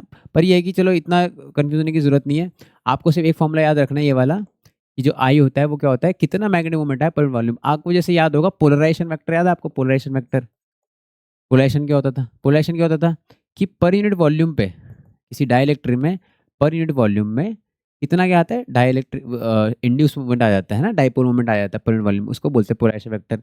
तो सिमिलरली वैसे ही है, बस ये यहाँ का पोलराइजेशन हो गया, इसको क्या बोलते हैं, इंटेंसिटी ऑफ मैग्नेटाइजेशन। ये वो बात हो गई बच्चों, जैसे मान लो मैं आपको समझा रहा, मेरे समझाने की पावर हो गई पीछे वाला टॉपिक, मैं आपको समझा रहा हूँ, मेरी बात आपको कितनी समझ आ रही है, ये हो गया मैग्नेटाइजिंग फील्ड इंटेंसिटी। मैं समझाने वाला, मैं समझा रहा हूँ, आपके दिमाग में कितनी घुस रही बात, आपको कितनी समझ आ रही, मैंने समझाई 100 बातें, ठीक है, तो 100 बातें हैं, ये तो मेरी ताकत हो गई कि मैंने 100 बातें समझाई आपको। आपको 100 में से अगर 70 समझ आ रही हैं, है ना, वैसे तो 100 आनी चाहिए, लेकिन अगर 70 समझ आ रही हैं, तो वो 70 क्या हो जाएगा, वो हो जाएगा आपका इंटेंसिटी ऑफ मैग्नेटाइजेशन, इस तरीके से। तो इसकी यूनिट भी क्या होती है, एम्पियर पर मीटर, और ये बताते हैं कि कितना कोई मटेरियल मैग्नेटाइज हो सकता है। जितना ज़्यादा ये वैल्यू आएगी, ये रेशियो जितना पर यूनिट में जितना मैग्नेटिक मोमेंट आएगा, भैया वो उतना अच्छा मैग्नेट बन रहा है, वो उतना अच्छा मैग्नेटाइज हो रहा है, तो जितनी ज़्यादा ये वैल्यू होगी, ये बताता है वो कितना अच्छा मैग्नेट बन रहा है। मैं आपको पढ़ा रहा हूँ, आप कितना अच्छे से पढ़ रहे हो, तो मेरा पढ़ाना हो गया मैग्नेटाइजिंग फील्ड इंटेंसिटी, और आपका पढ़ना हो गया इंटेंसिटी ऑफ मैग्नेटाइजेशन, ये हो गया इसका जवाब। फिर है मैग्नेटिक इंडक्शन। मैग्नेटिक इंडक्शन क्या हो गया कि टोटल मैग्नेटिक फील्ड कितनी प्रोड्यूस हो गई उसके अंदर, टोटल उसके अंदर कितनी मैग्नेटिक फील्ड प्रोड्यूस हो गई, B। तो ये आप इसको मैग्नेटिक इंडक्शन बोल सकते हो, या सीधे सीधे मैग्नेटिक फील्ड बोल सकते हो। तो ये तो हमारा भाई टेस्ला आ गया, सिंपल। तो B और H में रिलेशन क्या होता है, ये बड़ा इंपॉर्टेंट है। B की वैल्यू जो होती है वो होती है mu naught H plus mu naught I, मतलब आप इसको कॉमन ले लो, ये हो गया H प्लस I, इस तरीके से ये रिलेशन हो गया। और ये B क्या है, ये आपका भी मैग्नेटिक इंडक्शन है। आप इसको सिर्फ म्यू, है ना, म्यू NI बोल सकते हो। भाई आपने इंसर्ट कर दिया ऐसे, आपने इसके अंदर मटेरियल डाल दिया, तो पहले तो वैक्यूम था तो म्यू नॉट लिखते थे, लेकिन अब मटेरियल डालने से फिर ये तो कोई नया ही मीडियम बन गया ना। तो अब इसमें अंदर अगर करंट आई है तो हम इसको लिखेंगे म्यू एन आई। तो बी म्यू एन आई बोलेंगे, लेकिन अगर बी आप इनके टर्म्स में लिखना चाहते हो, इनके टर्म्स में जो कि इंपॉर्टेंट है, अगर आप म्यू नॉट ही लिखना चाहते हो वैक्यूम में, तो म्यू नॉट एच बाहर वाले की वजह से, म्यू नॉट आई उसकी वजह से, तो इनका जो सम हो गया टोटल वो हो गया म्यू एन आई, है ना। तो ये हो गया इसका आंसर। मैग्नेटिक ससेप्टिबिलिटी, ससेप्टिबिलिटी क्या है? देखो मान लो भाई कि आपने बाहर से मैग्नेटिक फील्ड लगाई ऐसे, या आपने बाहर से मैग्नेटिक फील्ड लगाई, है ना, और इसके अंदर ये येलो कलर से ये ऐसे डाइपोल बैठे हुए ऐसे बहुत सारे मैग्नेट डाइपोल अलग डायरेक्शन में, ठीक है। तो यहाँ से मान लो आपने ये 100 लोग भेजे, है ना, ये 100 लाइन्स आ रही हैं यहाँ से। अब 100 भेजी आपने, लेकिन इसके अंदर तो भैया 60 पहुंची, सिर्फ कितनी पहुंची? 60 ही हुई। तो ये जो 60 हुआ ना, 60, ये जो 60 हुआ, ये हुआ ससेप्टिबिलिटी कि कितना उसके अंदर घुसा। मतलब आपने तो भेजी थी 100 लाइन, पर आई कितनी उसके अंदर? 60। तो रेशियो जो हुआ, भाई आपने कितनी लगाई थी बाहर से मैग्नेटिक फील्ड? एच। हमने बाहर से क्या लगाई थी? एच, उसकी स्ट्रेंथ एच थी। उसके अंदर आई कितनी, अंदर कितनी आती है? आई आती है। तो आई अपॉन एच जो हो गया, ये हो गया आपका काई, ये हो गया आपका काई। ये होता है मैग्नेटिक ससेप्टिबिलिटी। ये आपको ये बताता है कि कौन कितना अच्छे से मैग्नेटाइज हो जा रहा है। अब कुछ इतने बदतमीज लोग होते हैं, है ना, कुछ इतने बदतमीज लोग होते हैं कि आप भेजो इधर को, है ना, आपने इधर भेजा, वो इतने बदतमीज होते हैं कि वो बिल्कुल उल्टा जवाब देते हैं, ऐसे उल्टा जवाब देते हैं, है ना। मतलब आपने मैग्नेटिक फील्ड चाहते हो इधर को कि भैया चलो उधर को लाइन को खड़े हो जाओ, लेकिन ये जो है ये बिल्कुल अपोजिट डायरेक्शन में खड़े हो जाते हैं ऐसे। तो इनका क्या है, कितनी तो छोड़ो, उल्टा खड़े हो गए नेगेटिव में। तो इसीलिए ये जो आपका काई है ना, जो ससेप्टिबिलिटी है, ये नेगेटिव भी आ सकती है। कब? जब मटेरियल सपोज, है ना, ओ सॉरी, जो काई है ये आपका पॉजिटिव आता है जब ये सपोर्ट करता है मैग्नेटिज्म, है ना। और ऐसे जब अपोजिट हो जाएगा तो अपोजिट मतलब ये सपोर्ट नहीं कर रहा है ना, बात नहीं मान रहा है, तो ये कैसा आ सकता है? नेगेटिव आता है। मतलब मटेरियल अपोज करता है मैग्नेटाइजेशन, और जब ये अपोज करता है ना, ऐसे मटेरियल को क्या बोलते हैं? डाया मैग्नेटिक मटेरियल बोलते हैं। और जो सपोर्ट करता है ना, सपोर्ट, है ना, ये पैरा भी होते हैं और ये फेरो भी होते हैं। पैरा ज़्यादा सपोर्ट करते हैं, है ना, पैरा ज़्यादा सपोर्ट करते हैं, फेरो ज़्यादा सपोर्ट करते हैं और पैरा थोड़ा कम सपोर्ट करते हैं ना। तो हम इसको डिटेल में पढ़ेंगे, है ना, अभी आपको यहाँ कंफ्यूज होने की ज़रूरत नहीं है, हम पूरा डिटेल में पढ़ेंगे। लेकिन हाँ, ये बात आप समझो कि आप बाहर से इतनी लगा रहे हो, अंदर कितना आ जाएगा उसको बोलते हैं ससेप्टिबिलिटी, और वो आई अपॉन एच का रेशियो होता है। अब ये दोनों की यूनिट सेम है, तो भैया ये डायमेंशनलेस होता है, ये डायमेंशनलेस होता है। मैग्नेटिक परमेबिलिटी क्या हो गया? देखो, it measures how easily magnetic field can be set up inside a material. मतलब क्या है इसका? आपने जो मटेरियल लिया था ना, आपने बाहर कितनी भी लगाई, आपने बाहर से क्या लगाई थी? बाहर से हम बोल रहे थे एच, तो इसके अंदर टोटल आ कितनी गई टोटल, है ना। एक तो एच भी इसके अंदर जा रही होगी और जो इसके अंदर खुद भी होगी, तो उसको क्या बोल रहे थे हम? B, magnetic induction. तो इसी का रेशियो, आपने लगाई कितनी और टोटल आ कितनी गई, कितनों ने आपका साथ दिया कि लाइन में आ गए, और उन दोनों का सम वो है यहाँ पे टोटल। जो बी है वो क्या है? बाहर से, और जो अंदर के लोगों ने सपोर्ट किया उन दोनों का सम मैंने ऊपर लिखा है, और नीचे क्या लिखा है? जो हमने लगाई थी, है ना, बाहर के रिस्पेक्ट में हमने कितनी लगाई, तो ये होता है म्यू, है ना। अब देखो, जिन्होंने सपोर्ट किया होगा तो ये वैल्यू तो है ही इसमें, तो जिन्होंने सपोर्ट किया होगा तो वैल्यू ज़्यादा भी आ सकती है, अपोज करें तो कम भी आ सकती है। तो ये वैल्यू 1 से कम भी आ सकती है, 1 से ज़्यादा भी आ सकती है। और बहुत ज़्यादा लोग अगर सपोर्ट करेंगे, मान लो भैया ये 10 लोग थे लेकिन 100 लोग सपोर्ट कर रहे हैं, है ना, जैसे मेरी वीडियो में है ना लाइक आ रहे हैं, है ना ठीक है, नहीं ये वाली बात नहीं छेड़ेंगे हम। मान लो कि यहाँ पे अब एच इधर है और मैग्नेटिक फील्ड, है ना, यहाँ पे कितनी स्ट्रेंथ आ रही है, तो अगर 10 लोग यहाँ पे और 100 यहाँ पे, तो अगर 100 लोग 10 का सपोर्ट कर रहे हैं तो ये तो 110 हो गया था, तो 100 और बाहर कितना था? सिर्फ 10 ही था, तो रेशियो बहुत ज़्यादा भी आ सकता है। तो ये जो वैल्यू होती है ना आपकी परमेबिलिटी की वैल्यू, ये आपकी बहुत बड़ी भी आ सकती है 1 से, ये 1 के थोड़ी सी बड़ी भी आ सकती है, और ये 1 से छोटी भी आ सकती है। अलग अलग केस में ऐसा हो सकता है। ऐसा होता है फेरो में, ऐसा होता है पैरा में, और 1 से छोटी छोटी आती है, ये होता है डाया में। हाँ, हम इसको डिस्कस करेंगे ये क्या है फेरो पैरा डाया, अगर आपको नहीं पता तो कोई बात नहीं। और इसकी यूनिट होती है tesla metre per ampere, tesla metre per ampere. आप B is equal to mu n I होता है, वहाँ से निकाल सकते हो, तो आप ये वैल्यू याद रख सकते हो, सही यूनिट। फिर रिलेटिव परमिटिविटी क्या हो गया? तो भाई आप मुझे बताओ, रिलेटिव परमिटिविटी क्या होता था? कि वैक्यूम के रिस्पेक्ट में किसी भी मीडियम की कितनी है, ये होता था ना रिलेटिव परमिटिविटी। तो सिमिलरली वैक्यूम के रिस्पेक्ट में, वैक्यूम की परमिबिलिटी के रिस्पेक्ट में किसी मीडियम की परमिबिलिटी कितनी आ रही है, या फिर आपको सिर्फ इसे म्यू बोल सकते हो। तो इसको बोलते हैं हम लोग रिलेटिव परमिबिलिटी। और एक जो है रिलेशन होता है, एक रिलेशन होता है जो आप वैल्यू याद रखना भाई इसकी, कि जो म्यू आर होता है वो 1 प्लस ससेप्टिबिलिटी होता है। ससेप्टिबिलिटी होता है जो हमने पीछे पढ़ा था, ससेप्टिबिलिटी, है ना। तो यहाँ पे लिख देता हूँ मैं, यहाँ पे लिख देता हूँ मैं, mu R is equal to 1 plus chi, है ना। अब इसे देखो, एक इलेक्ट्रिक ससेप्टिबिलिटी होती है, एक मैग्नेटिक, तो यहाँ पे इसे काई एम बोलते हैं, और यहाँ पे मैं इसे लिख देता हूँ काई एम। तो म्यू आर की वैल्यू होगी 1 प्लस काई एम। अब आ जाते हैं हमारे टाइप्स ऑफ मैग्नेटिक सब्सटेंसेस। तो एक हो गया हमारा डाया मैग्नेटिक जिसकी बात हम कर रहे थे, एक हो गया पैरा, एक हो गया फेरो। डाया जो है ना, ये मैग्नेटिक फील्ड को पसंद ही नहीं करते, ये वही है, ये डिसलाइक नहीं मारते, है ना। कुछ कुछ अच्छा बोलो तब भी खुश नहीं होते, कुछ बुरा बोलो तब भी खुश नहीं होते, ये वो लोग हैं डाया मैग्नेटिक। तो ये क्या करते हैं, ये मैग्नेटिक फील्ड जब आती है इनके पास, ये अपोजिट खड़े हो जाते हैं, ये सपोर्ट ही नहीं करते। तो ये सब्सटेंस वीकली रिपेल करते हैं मैग्नेटिक फील्ड को, है ना। ये वो बच्चे हैं, जब टीचर, बहुत बढ़िया टीचर आता है क्लास में, आपको ना कोई टीचर बहुत ही बढ़िया पढ़ाते हैं स्कूल में, बहुत तगड़ा, कि मज़ा आ जाता है। एक टीचर ऐसा है ना, बाकी टीचर तो पता नहीं क्या पढ़ा रहे, लेकिन एक टीचर ऐसा है, हाँ मज़ा आ जाता है। लेकिन ये बच्चे उनकी क्लास में भी नहीं पढ़ते, ये पीछे आके बैठ जाते हैं। तो ये वो बच्चे हैं पीछे आके बैठ जाते हैं। तो इनके एग्जाम्पल्स हो गए आपके bismuth, copper, lead, silicon, nitrogen, water, NaCl। तो इनमें से कौन कौन से एग्जाम्पल इंपॉर्टेंट है वो मैं अंडरलाइन कर देता हूँ। ज़्यादातर जो एग्जाम में पूछे गए हैं, जो दिखे हैं यूजुअली, है ना, NaCl दिखा है बहुत ज़्यादा, वाटर दिखा है, और ये तीनों ही दिखे हैं, है ना। कॉपर थोड़ा ज़्यादा दिखा है, लेड भी थोड़ा ज़्यादा दिखा है। लेकिन ये जो 1 2 3 4 5 है, आप इन 5 के आपको एग्जाम्पल याद रहने चाहिए, है ना। तो ये होता है डायमैग्नेटिक सब्सटेंस, ये मैग्नेटिक फील्ड को रिपेल करते हैं। मैग्नेटिक फील्ड आती है इधर को, मैग्नेटिक फील्ड इधर को आती है, तो उनका मैग्नेटिक मोमेंट इधर को होना चाहिए, लेकिन वो अपोजिट हो जाते हैं, वो अपोज करते हैं, ठीक है। पैरामैग्नेटिक क्या करते हैं, ये सपोर्ट करते हैं लेकिन उतना नहीं कर पाते, वीकली सपोर्ट करते हैं। मतलब मैग्नेटिक फील्ड जब आती है तो उसी डायरेक्शन में लग जाते हैं। तो इसलिए हम बोल सकते हैं वीकली सपोर्ट करता है, या क्या करता है, अट्रैक्ट करता है मैग्नेटिक फील्ड को। इसके एग्जाम्पल क्या है आपके, aluminium, sodium, calcium, oxygen, copper chloride, है ना। तो इसके कम एग्जाम्पल आप सारे याद रखो।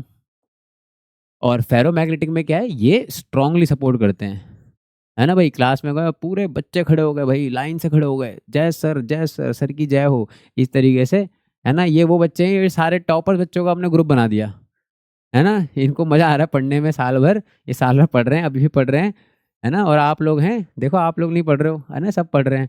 तो आप एक तरीके समझ लो, ये आपके बच्चे हो गए थोड़े से वीक बच्चे, हैं ना, जो पढ़ना पसंद ही नहीं है, पीछे जाके छुपते रहते हैं टीचर से।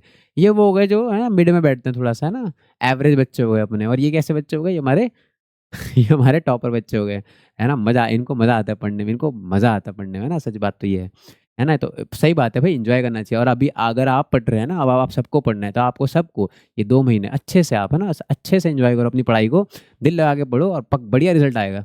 तो ये हो गया आयरन, निकल, कोबाल्ट, गैडोलिनियम और आपका स्टील। तो ये आपके कुछ एग्जाम्पल हैं इसके, तो बड़े आसान है ये।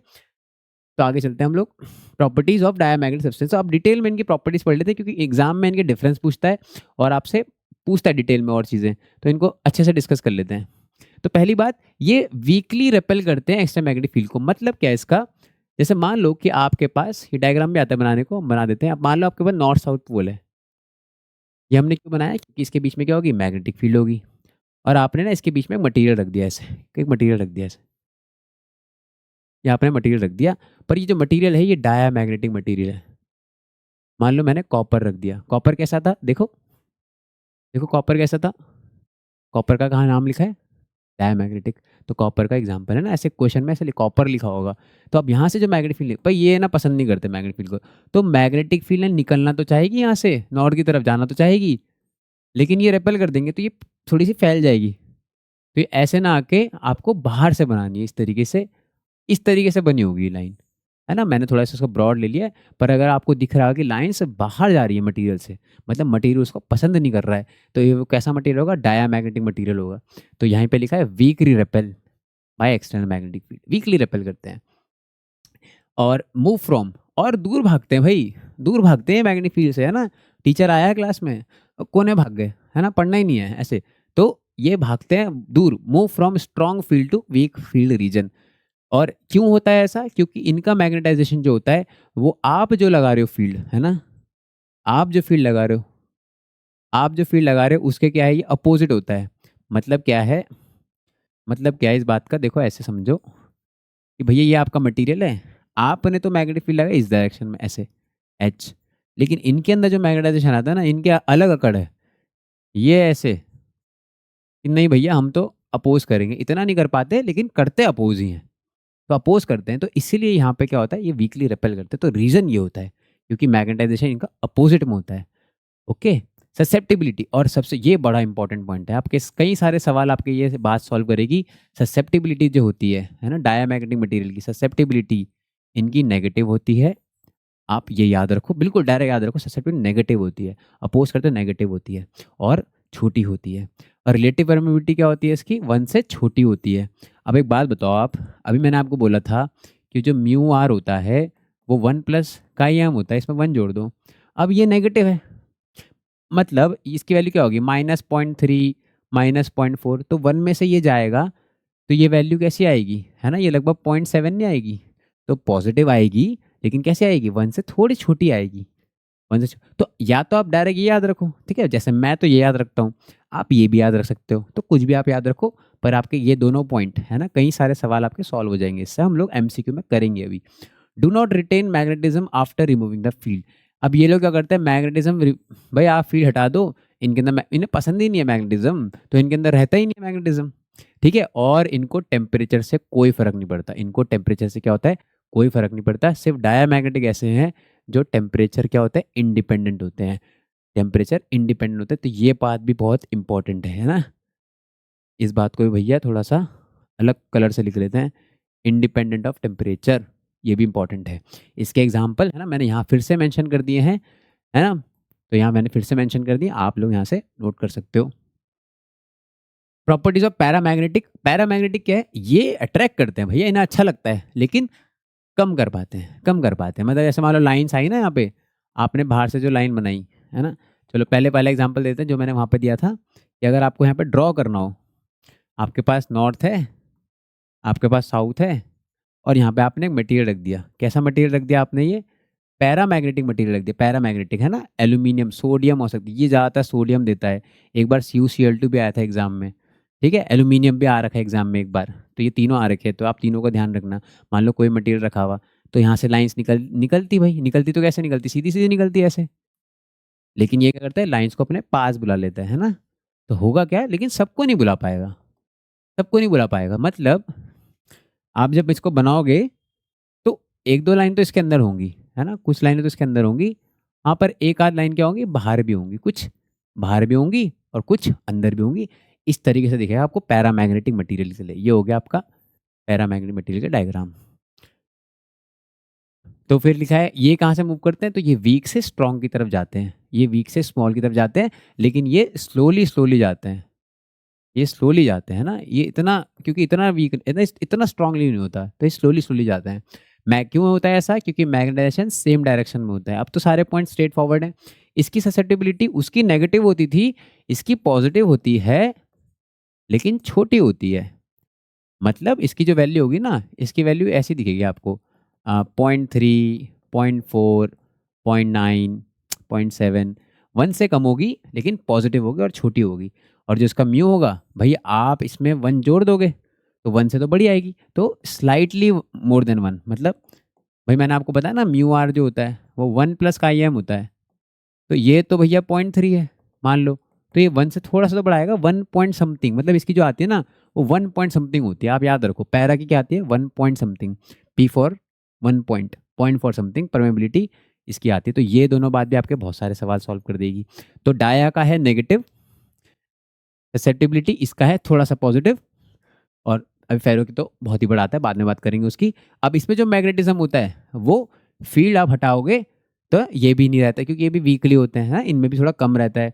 और ये वाली बात इंपॉर्टेंट है, टेम्परेचर के साथ इनका मैग्नेटिज्म है ना, ये भी क्या होता है, इसमें भी कम हो जाता है। तो ये क्यूरीज लॉ के अराउंड, अभी क्यूरीज लॉ पढ़ेंगे हम, पर टेम्परेचर के साथ इनका ससेप्टिबिलिटी डिक्रीज करती है। अभी हम पढ़ेंगे इसको, ये वाला पॉइंट हम अभी पढ़ेंगे आगे।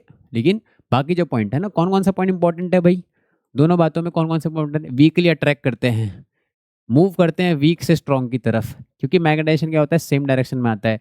और ससेप्टिबिलिटी ये और टेम्परेचर डिक्रीज करते हैं, है ना। और पीछे वाले में भी वीकली रिपेल करते हैं, डायामैग्नेटिक स्ट्रॉन्ग से वीक की तरफ जाते हैं। कैसे जाते हैं, ये भी स्लोली स्लोली जाते हैं भाई, स्लोली जाते हैं। मैग्नेटाइजेशन क्योंकि अपोजिट में आता है, ससेप्टिबिलिटी नेगेटिव होती है, रिलेटिव परमेबिलिटी 1 से छोटी होती है, उसकी 1 से बड़ी होती है और इंडिपेंडेंट होता है टेम्परेचर से। एग्जाम्पल ये रहे। फिर बात कर लेते हैं फेरोमैग्नेटिक मटेरियल्स की, फेरोमैग्नेटिक सब्सटेंसेस की।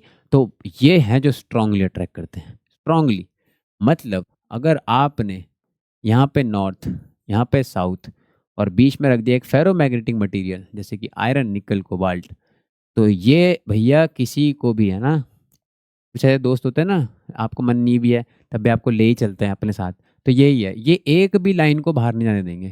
तो अगर आपको ऐसा डायग्राम दिख रहा है या आपको बनाने को आता है तो आप इस तरीके से डायग्राम बनाएंगे, सारी की सारी लाइंस आपको मटेरियल के अंदर दिखेंगी, ये लाइंस के अपने पास बुला लेते हैं इस तरीके से। तो मैग्नेटाइजेशन इनका बड़ा स्ट्रांग होता है, सेम डायरेक्शन में होता है, ठीक है। ससेप्टिबिलिटी कैसी होती है इनकी, बड़ी लार्ज होती है, बहुत बड़ी वैल्यू, 400, 600, 500, बहुत बड़ी वैल्यू होती है, तो इसका म्यू भी बड़ा होगा। भाई अगर इसकी वैल्यू मान लो 600 है तो म्यू क्या होता है, एक और जोड़ दो इसमें, 601 होगा। तो अगर ये 1 से बहुत बड़ा है तो ये भी 1 से बहुत बड़ा होगा। परमानेंटली मैग्नेटाइज ये होते हैं जो परमानेंटली मैग्नेटाइज में जाते हैं, इसको बोलते हैं रिटेंटिविटी। मतलब मैग्नेटिक फील्ड हटाने के बाद भी, मैग्नेटिक फील्ड हटाने के बाद भी, मेरे वीडियो ख़त्म करने के बाद भी अगर आप रिवाइज कर रहे हो, अगर आप क्वेश्चन कर रहे हो तो आप फेरोमैग्नेटिक हो। मतलब अगर आपने मैग्नेटिक फील्ड हटा भी दी तब भी अगर इनके अंदर मैग्नेटिज्म रह जाता है, उसको बोलते हैं रिटेंटिविटी। रिटेंटिविटी वो हो गया। शोज हिस्टेरेसिस, ठीक है। वैसे तो हिस्टेरिस सिलेबस से हट गया है पर मैंने ये पॉइंट लिख दिया है। मतलब इसमें क्या है कि भाई अगर आप एच हटा भी दे तो तब भी आई रह जाता है, ठीक है। तो ये वाला पॉइंट आप छोड़ दो क्योंकि हिस्टेरिस आपके सिलेबस में अब हट चुका है। क्यूरी टेम्परेचर, ये भी टेम्परेचर अभी हम बात कर लेंगे, इसकी क्यूरी टेम्परेचर की अलग से बात करेंगे। अभी जब आपको समझ आ जाएगा तब के लिए आपके सारे क्विक नोट्स एक साथ होने चाहिए, इसलिए मैंने यहाँ लिखा है। एग्जाम्पल है इसके आयरन, कोबाल्ट, निकल, गैडोलिनियम और स्टील। हमने तीनों मटेरियल्स की प्रॉपर्टी पढ़ ली, पर इनकी प्रॉपर्टीज इतनी डिफरेंट क्यों हो रही हैं, तो उसका आप रीज़न समझ लो, है ना, इसका आप ओरिजिन समझ लो ऐसा क्यों हो रहा है। तो फेरोमैग्नेटिक, और ये हो गया पैरा और डाया। डाया में क्या हो रहा है, देखो डाया में क्या होता है, डाया में ना पेयर्ड इलेक्ट्रॉन्स होते हैं। क्या होते हैं, पेयर्ड इलेक्ट्रॉन होते हैं। तो एक इलेक्ट्रॉन का स्पिन ना, मतलब मान लो आपके पास 2 इलेक्ट्रॉन है, एक इलेक्ट्रॉन का स्पिन अगर इधर है दूसरे का इधर है, तो ये मैग्नेटिक मूवमेंट ना कैंसिल हो जाते हैं एक इधर से। तो आप जिधर भी मैग्नेटिक फील्ड आप लगाते हो, मैग्नेटिक फील्ड लगाते हो, इनका जो ओवरऑल इफेक्ट आता है वो कम हो जाता है, डिक्रीज कर जाता है, ये इसका रीज़न है। तो जो मेन रीज़न है ना, वो क्या रीज़न है, वो ये है इसके पास पेयर्ड इलेक्ट्रॉन होते हैं। पैरा का क्या रीज़न है, इनके पास पेयर्ड इलेक्ट्रॉन्स है ना, इनके पास क्या होते हैं, अनपेयर्ड इलेक्ट्रॉन्स होते हैं, अनपेयर्ड इलेक्ट्रॉन्स। अनपेयर्ड इलेक्ट्रॉन की वजह से इनके पास हर एक एटम के पास, है ना, हर एक मॉलिक्यूल के पास एक नेट मैग्नेटिक मोमेंट होता है, एक नेट मैग्नेटिक मोमेंट होता है। मतलब इसका मैग्नेटिक मोमेंट जीरो नहीं होता। यहाँ पे एक एक मॉलिक्यूल का मैग्नेटिक मोमेंट कितना होता है, ये जीरो आ जाता है या डिक्रीज कर जाता है। और फेरोमैग्नेटिक मटेरियल में क्या होता है, इनके मटेरियल्स, ये लोग क्या होते हैं कि जो यहाँ पे तो एक एक अकेला अकेला बंदा है ना, लेकिन यहाँ पे जो मैग्नेटिक मटेरियल होते हैं ना, ये आपस के मैग्नेटिक मोमेंट ना सेम डायरेक्शन में लेके घूमते हैं। मतलब ये 3 ऐसे रखेंगे और ये 3 अपने साथ ऐसे रखेंगे, तो एक एक एरिया में, एक एक रीजन में मैग्नेटिक मोमेंट जो होंगे वो सेम सेम डायरेक्शन में होंगे, ऐसे, है ना, ऐसे। तो यहाँ पे अकेला अकेला घूम रहे थे सब, है ना, तो एकता में बल है।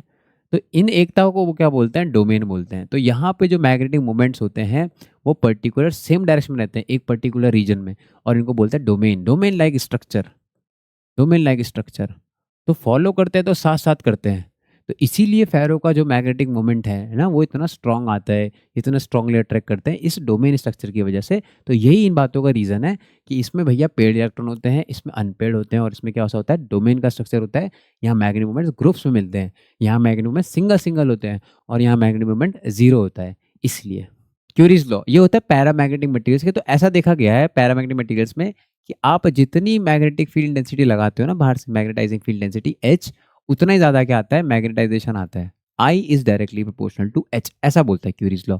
और ये भी देखा गया है कि आप टेम्परेचर जितना कम रखोगे, जितना कम टेम्परेचर पे ऐसा करोगे, उतना ईजिली हो पाता है ये। तो ये बातों को अगर हम मिला दें तो I डायरेक्टली प्रोपोर्शनल आता है H/T के, और यहाँ पे कोई कांस्टेंट आ जाता है, फिर I इज इक्वल टू, मान लो कोई कांस्टेंट C आ गया, है ना, और ये हो गया H/T। और अगर ये H नीचे आता है तो I/H इज इक्वल टू क्या आता है, कांस्टेंट अपॉन T हो जाता है। और ये I/H क्या होता है, भाई आपने कितना लगाया और इसके अंदर कितना आया, आपने कितना लगाया, यहाँ से 100 लोग आए लेकिन 10 लोगों ने ही क्या करा, साथ दिया आपका, तो ये क्या होता है, ससेप्टिबिलिटी होता है। तो ये क्या बन जाता है, काईएम बन जाता है। तो इसीलिए पैरामैग्नेटिक मटेरियल के लिए काईएम की वैल्यू आती है C/T। तो ये बोलता है आपका क्यूरीज लॉ। मतलब अगर आप यहाँ पे ग्राफ बनाओगे, है ना, काईएम का टेम्परेचर के साथ, तो ये इस तरीके से ग्राफ बनता है ना। इसको देख के बनाओगे तो ऐसा ग्राफ बनेगा, है ना।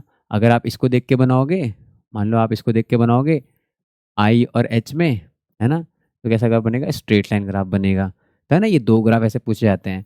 और ऐसे ही मॉडिफाइड क्यूरीज लॉ भी होता है, लेकिन ये फेरोमैग्नेटिक सब्सटेंस के लिए। तो ऐसा ही होता है वो ग्राफ भी, बस यहाँ पे आता है C/T। टेम्परेचर तो आ गया, लेकिन एक टेम्परेचर यहाँ से माइनस करते हैं T0। ये होता है टेम्परेचर, एक पर्टिकुलर टेम्परेचर। अब होता क्या है कि आपके पास ये जो फेरोमैग्नेटिक मटेरियल है ना, इसमें डोमेन्स हैं ऐसे, है ना, ऐसे डोमेन्स बने हुए स्ट्रक्चर, जिसमें हर एक स्ट्रक्चर में जो डोमेन्स है वो एक एक डायरेक्शन में है। इन्होंने अपना अपना डायरेक्शन पकड़ा हुआ है। ये वॉलेट वाले इधर हो गए, ये पिंक वाले इधर को हो गए, है ना, ये येलो वाले इधर को हो गए, येलो वाले इधर को हो गए, ऐसे एंड सो ऑन। तो जब आप बाहर से मैग्नेटिक फील्ड लगाते हो, है ना, बाहर से मैग्नेटिक फील्ड लगाते हो, या फिर आप टेम्परेचर बढ़ाते हो, है ना, आप टेम्परेचर बढ़ा देते हो, तो होता क्या है, इनके डोमेन ना, ये जो स्ट्रक्चर है, इनकी जो एकता है वो टूट जाती है। वो क्या होता है, टूट जाती है, ब्रेक हो जाते हैं, और ये फिर सिंगल सिंगल हो जाते हैं। तो ये फेरोमैग्नेटिक मटेरियल ना, फेरोमैग्नेटिक मटेरियल, ये बन जाता है पैरामैग्नेटिक मटेरियल, पैरामैग्नेटिक मटेरियल। और जिस टेम्परेचर पे ऐसा होता है, उस टेम्परेचर को बोलते हैं क्यूरीज टेम्परेचर। क्या बोलते हैं, क्यूरीज टेम्परेचर। और वही हमने ऊपर लिखा है। तो ये हो गया इसका ग्राफ, है ना। एक और ग्राफ आपसे पूछता है ना, मान लो ऐसे सवाल दे दूं मैं आपको कि यहाँ पे I है और यहाँ पे H है। आपको बोलेगा बताओ, ये ऐसे स्ट्रेट लाइन दे देगा, 3 बोलेगा, एक ये है, एक ये है, और एक ये है। बोलेगा बताओ कौन सा फेरो है, कौन सा पैरा है, कौन सा डाया है। तो आपने H लगाया, H लगाया मतलब बाहर से मैग्नेटाइजिंग फील्ड लगा रहे हो। ये क्या है, इसके अंदर कितने मैग्नेटाइजिंग फील्ड आ रही है, तो देखो इसका स्लोप पॉजिटिव है। तो जितना ज़्यादा स्लोप होगा, तो सबसे ज़्यादा मैग्नेटाइज कौन होता है, फेरो होता है। तो जिसका सबसे ज़्यादा स्लोप होगा, ये वाला मटेरियल क्या होगा, फेरो होगा। जिसका स्लोप थोड़ा कम है पर पॉजिटिव है, वो कैसा होगा, पैरा होगा। और जिनका स्लोप नेगेटिव है, जो नेगेटिव है ना, नेगेटिव हो रहा है, वो कौन सा होगा, वो वाला डायामैग्नेटिक होगा। तो ये भी एक इंपॉर्टेंट ग्राफ है, आप इसको भी ध्यान रखना। और अब आखिर में मैंने सारी बातें इधर कर दिया समराइज, तो आप इसका स्क्रीनशॉट भी ले सकते हो, और आप, है ना, आपको नोट्स थोड़े टाइम में मिल जाएंगे। ये मैग्नेटिक मोमेंट है ना, इसमें ऑलमोस्ट 0 होता है। तो जितनी बातें मैंने डिस्कस की, ये सारी की सारी बातें मैंने एक साथ लगा दी है। आप, है ना, मैं हट जाता हूँ, आप इसका स्क्रीनशॉट अभी के लिए ले सकते हो, है ना। तो अगर भाई ये हो गया इसका 1 शॉट कंप्लीट डिटेल। अब इसके बाद आने वाली है इसकी MCQ वीडियो, तो बहुत सारे क्वेश्चन करने वाले हैं। ये चैप्टर यहीं के यहीं ख़त्म हो जाएगा। ये छोटे छोटे चैप्टर्स जो हैं, ये आपको बार बार पढ़ने की ज़रूरत नहीं पड़ेगी, इतना, है ना, आसान चैप्टर है ये। तो होपफुली आपको बहुत बढ़िया समझ आ गया होगा, और समझ आ गया तो आप कमेंट कर देना, वीडियो को लाइक ज़रूर कर देना, और अपने दोस्तों से शेयर करो, और मुझे बताना भाई। MCQ वीडियो के बाद मैं पोल करूँगा कि आपको अगली वीडियो कौन सी चाहिए। अब मिलते हैं नेक्स्ट वीडियो में। Thank you so much.